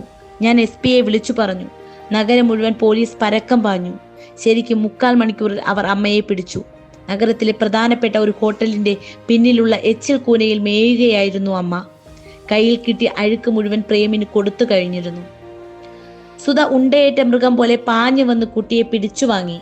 അവന്റെ വായിലും മാറിലുമൊക്കെ ചീഞ്ഞ ഭക്ഷണമായിരുന്നു. അവനെ കെട്ടിപ്പിടിച്ച് ചുംബിച്ചുകൊണ്ട് അവർ അവിടെ തന്നെ കിടന്നുപോയി. ഞാൻ ഒന്നും ചെയ്യാനാവാതെ ഒറ്റ ചിന്ത പോലുമില്ലാതെ നിന്നു ജീപ്പിൽ നിന്നിറങ്ങി. ഏലേ കാപ്പാ എന്ന് നിലവിളിച്ചു. കൊണ്ടുവന്ന അമ്മയെ കണ്ടപ്പോൾ എൻ്റെ ഉള്ളിൽ നിന്ന് എന്തോ പൊന്തി വന്നു. താഴെ കിടന്ന ഒരു ഹോസ് പൈപ്പിന്റെ തുണ്ട് കയ്യിലെടുത്ത് ഞാൻ പറഞ്ഞു, ഓടടി ഓടടി നായേ, ഇനി ഈ വീട്ടിൽ കാല് കുത്തരുത്, ഓട് ഓട് എന്ന് പുലമ്പിക്കൊണ്ട് അമ്മയെ മാറി മാറി അടിച്ചു. അമ്മ നിലത്ത് കിടന്ന് പുളഞ്ഞ് നിലവിളിച്ചു. ഞാൻ അവളെ ചവിട്ടി. എന്നെ SI പിടിച്ച് തടഞ്ഞു. അമ്മ എഴുന്നേറ്റോടി തെരുവിൽ നിന്ന്, ലേ കാപ്പാ, നീ നാശമാ പോവേ, ചങ്കടച്ചു പോവേ, വെള്ളപ്പന്നി നിന്റെ രക്തം കുടിച്ച് നീ ചത്ത് പോവേ എന്ന് ശാപമിട്ടുകൊണ്ട് മാറിലും വയറ്റിലും അടിച്ചു കരഞ്ഞു. അരയിലെ വസ്ത്രമൂരി എൻ്റെ മുന്നിൽ എറിഞ്ഞിട്ട് നഗ്നയായി നിന്ന് കൊഞ്ഞനം കാട്ടി.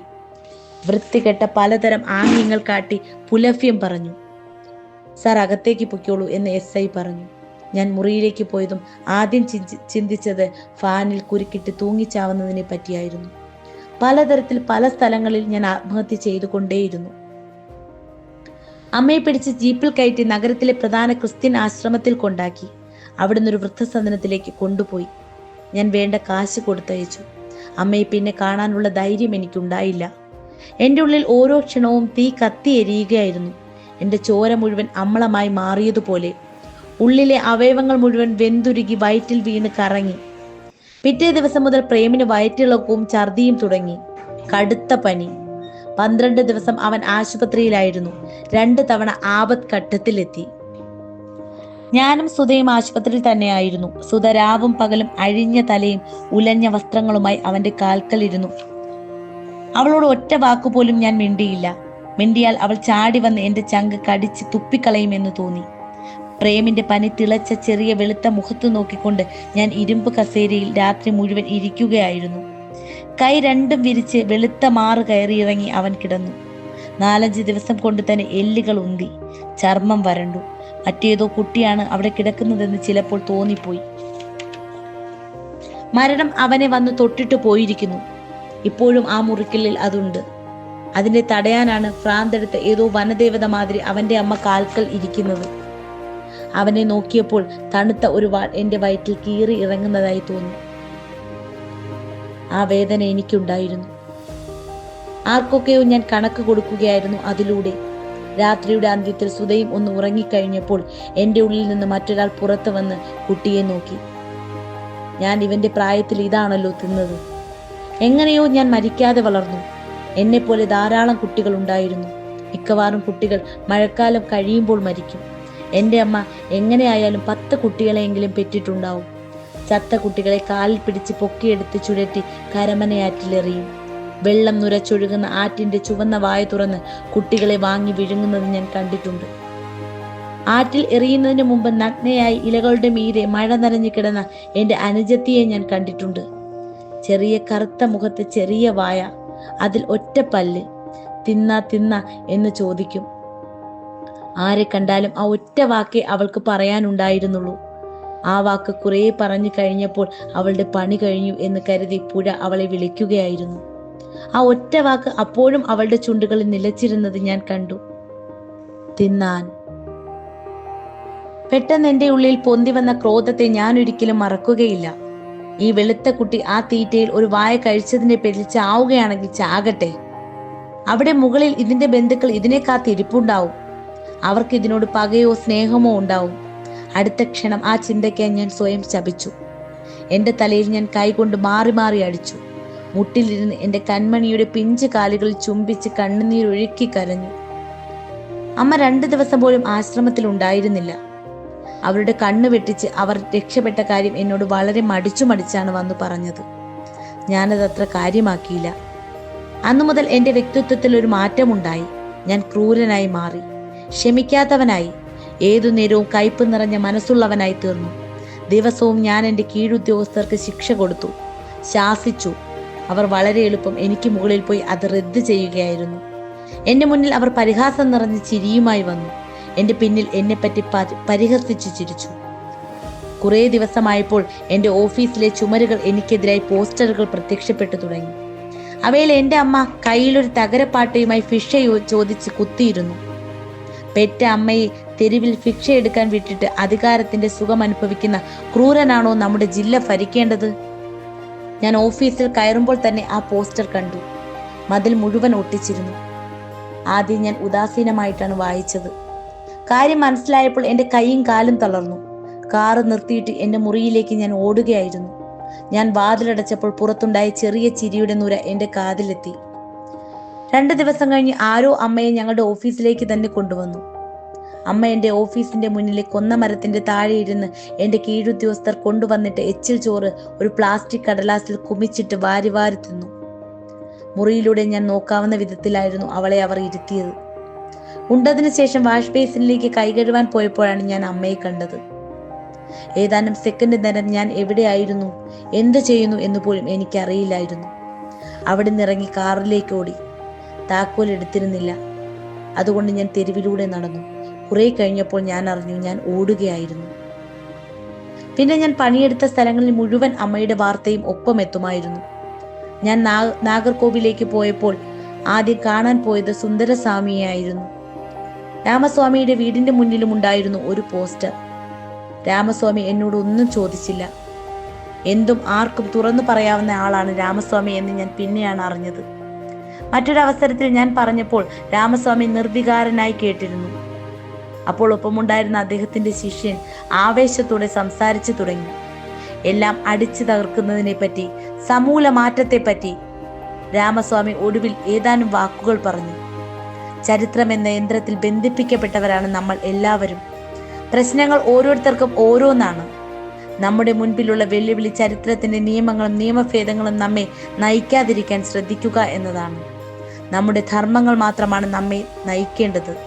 നാം ചരിത്രത്തിൽ ഒഴുകാൻ പാടില്ല. ചരിത്രം നമ്മളിലൂടെ കടന്നു പോട്ടെ, പക്ഷെ നാം ചരിത്രത്തിന്റെ അടിമകളാവരുത്. ഭാഗം 5. കാലത്ത് ഞാൻ ഓഫീസിലെത്തി കെട്ടിക്കിടന്ന ഫയലുകൾ മുഴുവൻ ഒപ്പിട്ട് കൊടുത്ത് 10 മണിക്ക് ശേഷമാണ് ആശുപത്രിയിലേക്ക് പോയത്. ഇടയ്ക്ക് ഫോൺ ചെയ്ത് ചോദിച്ചപ്പോൾ അമ്മയുടെ സ്ഥിതിയിൽ ഒരു മാറ്റവുമില്ല എന്നാണ് പറഞ്ഞത്. ഞാൻ അകത്തേക്ക് പോകുമ്പോൾ വാതുക്കൽ ഡോക്ടർ മാണിക്യം നിൽക്കുന്നത് കണ്ടു. എൻ്റെ ഉള്ളിൽ ഉരുണ്ടുകൂടിയ അസ്വസ്ഥത മാണിക്യം അടുത്ത് വന്ന് നമസ്തേ പറഞ്ഞപ്പോൾ കൂടി. പറയൂ മാണിക്യം എന്ന് ഞാൻ പറഞ്ഞു. ഞാൻ പറഞ്ഞതൊന്നും സാറിന് വിശ്വാസമില്ലെന്നാ തോന്നുന്നത്. മാണിക്യത്തിന്റെ തൊണ്ടമുഴ കയറി ഇറങ്ങുന്നത് ഞാൻ ശ്രദ്ധിച്ചു. ശബ്ദം ഇടറുകയായിരുന്നു. ഞാൻ എന്നും ദൈവത്തിന്റെ ഭയന്ന് മാത്രമാണ് സാർ പ്രവർത്തിച്ചിട്ടുള്ളത്. ആ തീട്ടക്കുഴിയിൽ എന്നാലാവുന്നത് മുഴുവൻ ഞാൻ ചെയ്തിട്ടുണ്ട് സാർ. കാലത്ത് 8 മണിക്ക് വന്നാൽ വീട്ടിലേക്ക് പോകാൻ ചിലപ്പോൾ രാത്രി 9, 10 ഒക്കെ ആവും. മറ്റു ഡോക്ടർമാരെ പോലെ എനിക്ക് പ്രൈവറ്റ് പ്രാക്ടീസ് ഒന്നും തന്നെ ഇല്ല. അയാളുടെ ശബ്ദം പൊങ്ങി. അവിടെ ഞാൻ വേറെ എന്താണ് സാർ ചെയ്യേണ്ടത്? പുണ്ണ് വെച്ച് കെട്ടാനുള്ള തുണി പോലും തരില്ല. മരുന്നില്ല സാർ. ഞാൻ പറഞ്ഞാൽ സാർ വിശ്വസിക്കില്ലെന്നറിയാം. പക്ഷെ എനിക്കിത് പറഞ്ഞേ പറ്റൂ. തൊട്ടടുത്തുള്ള മൃഗാശുപത്രിയിൽ നിന്ന് ആന്റിബയോട്ടിക്കുകളും മറ്റും വാങ്ങിക്കൊണ്ടുവന്നാണ് സാർ ഞാൻ ഇവറ്റകൾക്ക് ചികിത്സ കൊടുക്കുന്നത്. ഞായറാഴ്ച തൊട്ടടുത്തുള്ള വീടുകളിലേക്ക് ആളയച്ച് പഴയ തുണികൾ വാങ്ങിക്കൊണ്ടുവന്ന് അലക്കാനിട്ടാണ് പുണ്ണ് വെച്ച് കെട്ടുന്നത്. ഒരു 10 ദിവസം ഞാൻ മനസ്സറിഞ്ഞ് ലീവ് ഇട്ടിട്ടില്ല. ഞാൻ എന്ത് ചെയ്യണമെന്ന് അറിയാതെ കുഴങ്ങി.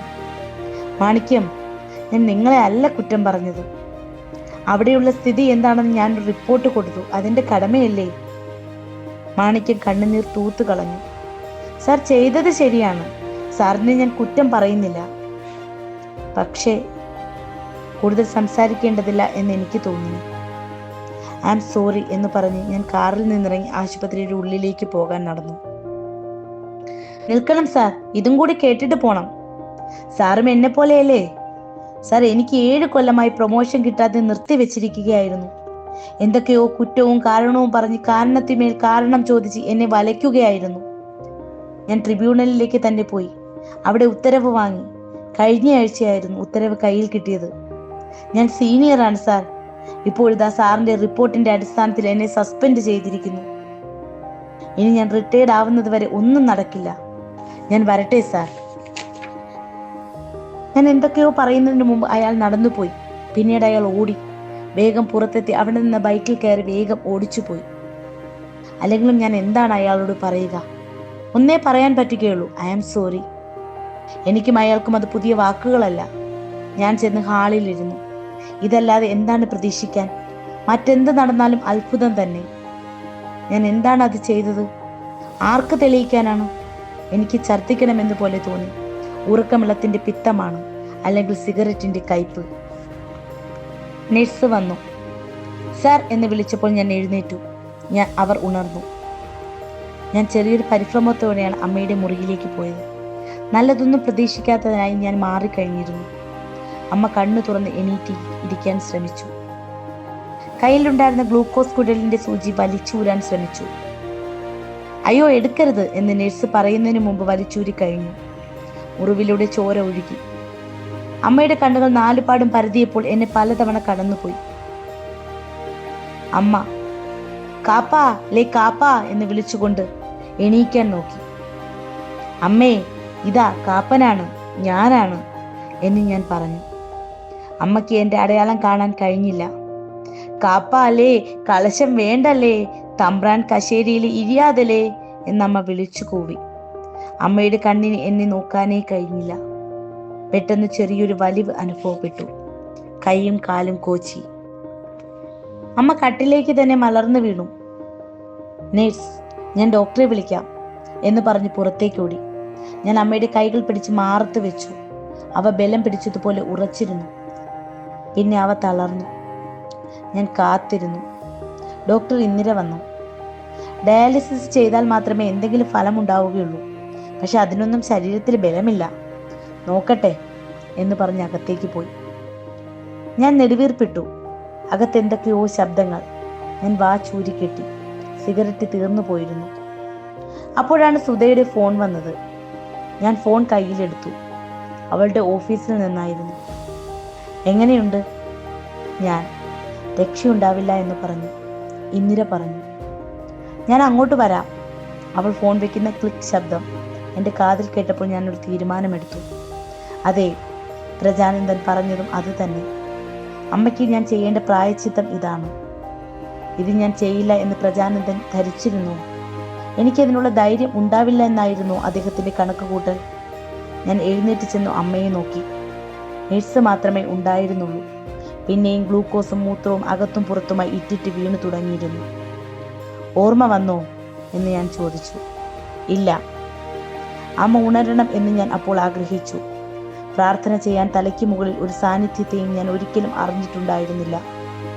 ആ സന്ദർഭത്തോട്, ആ മുറിയിൽ നിറഞ്ഞിരുന്ന ലോഷൻ നാറ്റം നിറഞ്ഞ കാറ്റിനോട്, ചാഞ്ഞ് അകത്തെത്തിയ ജനാലയിലെ വെട്ടത്തിനോട്, അവിടെ ഇറ്റിറ്റ് വീണ കാലത്തോട് ഞാൻ പ്രാർത്ഥിച്ചു.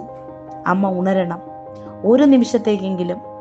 അവളുടെ അടുത്തിരുന്ന് അവളുടെ കൈകൾ എൻ്റെ കൈകളിലെടുത്ത് കണ്ണുകളിലേക്ക് നോക്കി പറയണം, ജീവിതകാലം മുഴുവൻ അമ്മ എന്നോട് കരഞ്ഞ് യാചിച്ചതിനുള്ള ഉത്തരം. അമ്മേ, ഞാൻ കാപ്പനാ. ഞാൻ കളസവും ചട്ടയും ഊരാൻ പോവുകയാണ്. തമ്പ്രാക്കളുടെ കസേരയിൽ ഇനി ഞാൻ ഇരിക്കില്ല. ഞാൻ എണീക്കാം. അമ്മേ, ഞാൻ അമ്മയുടെ കാപ്പനാണ്.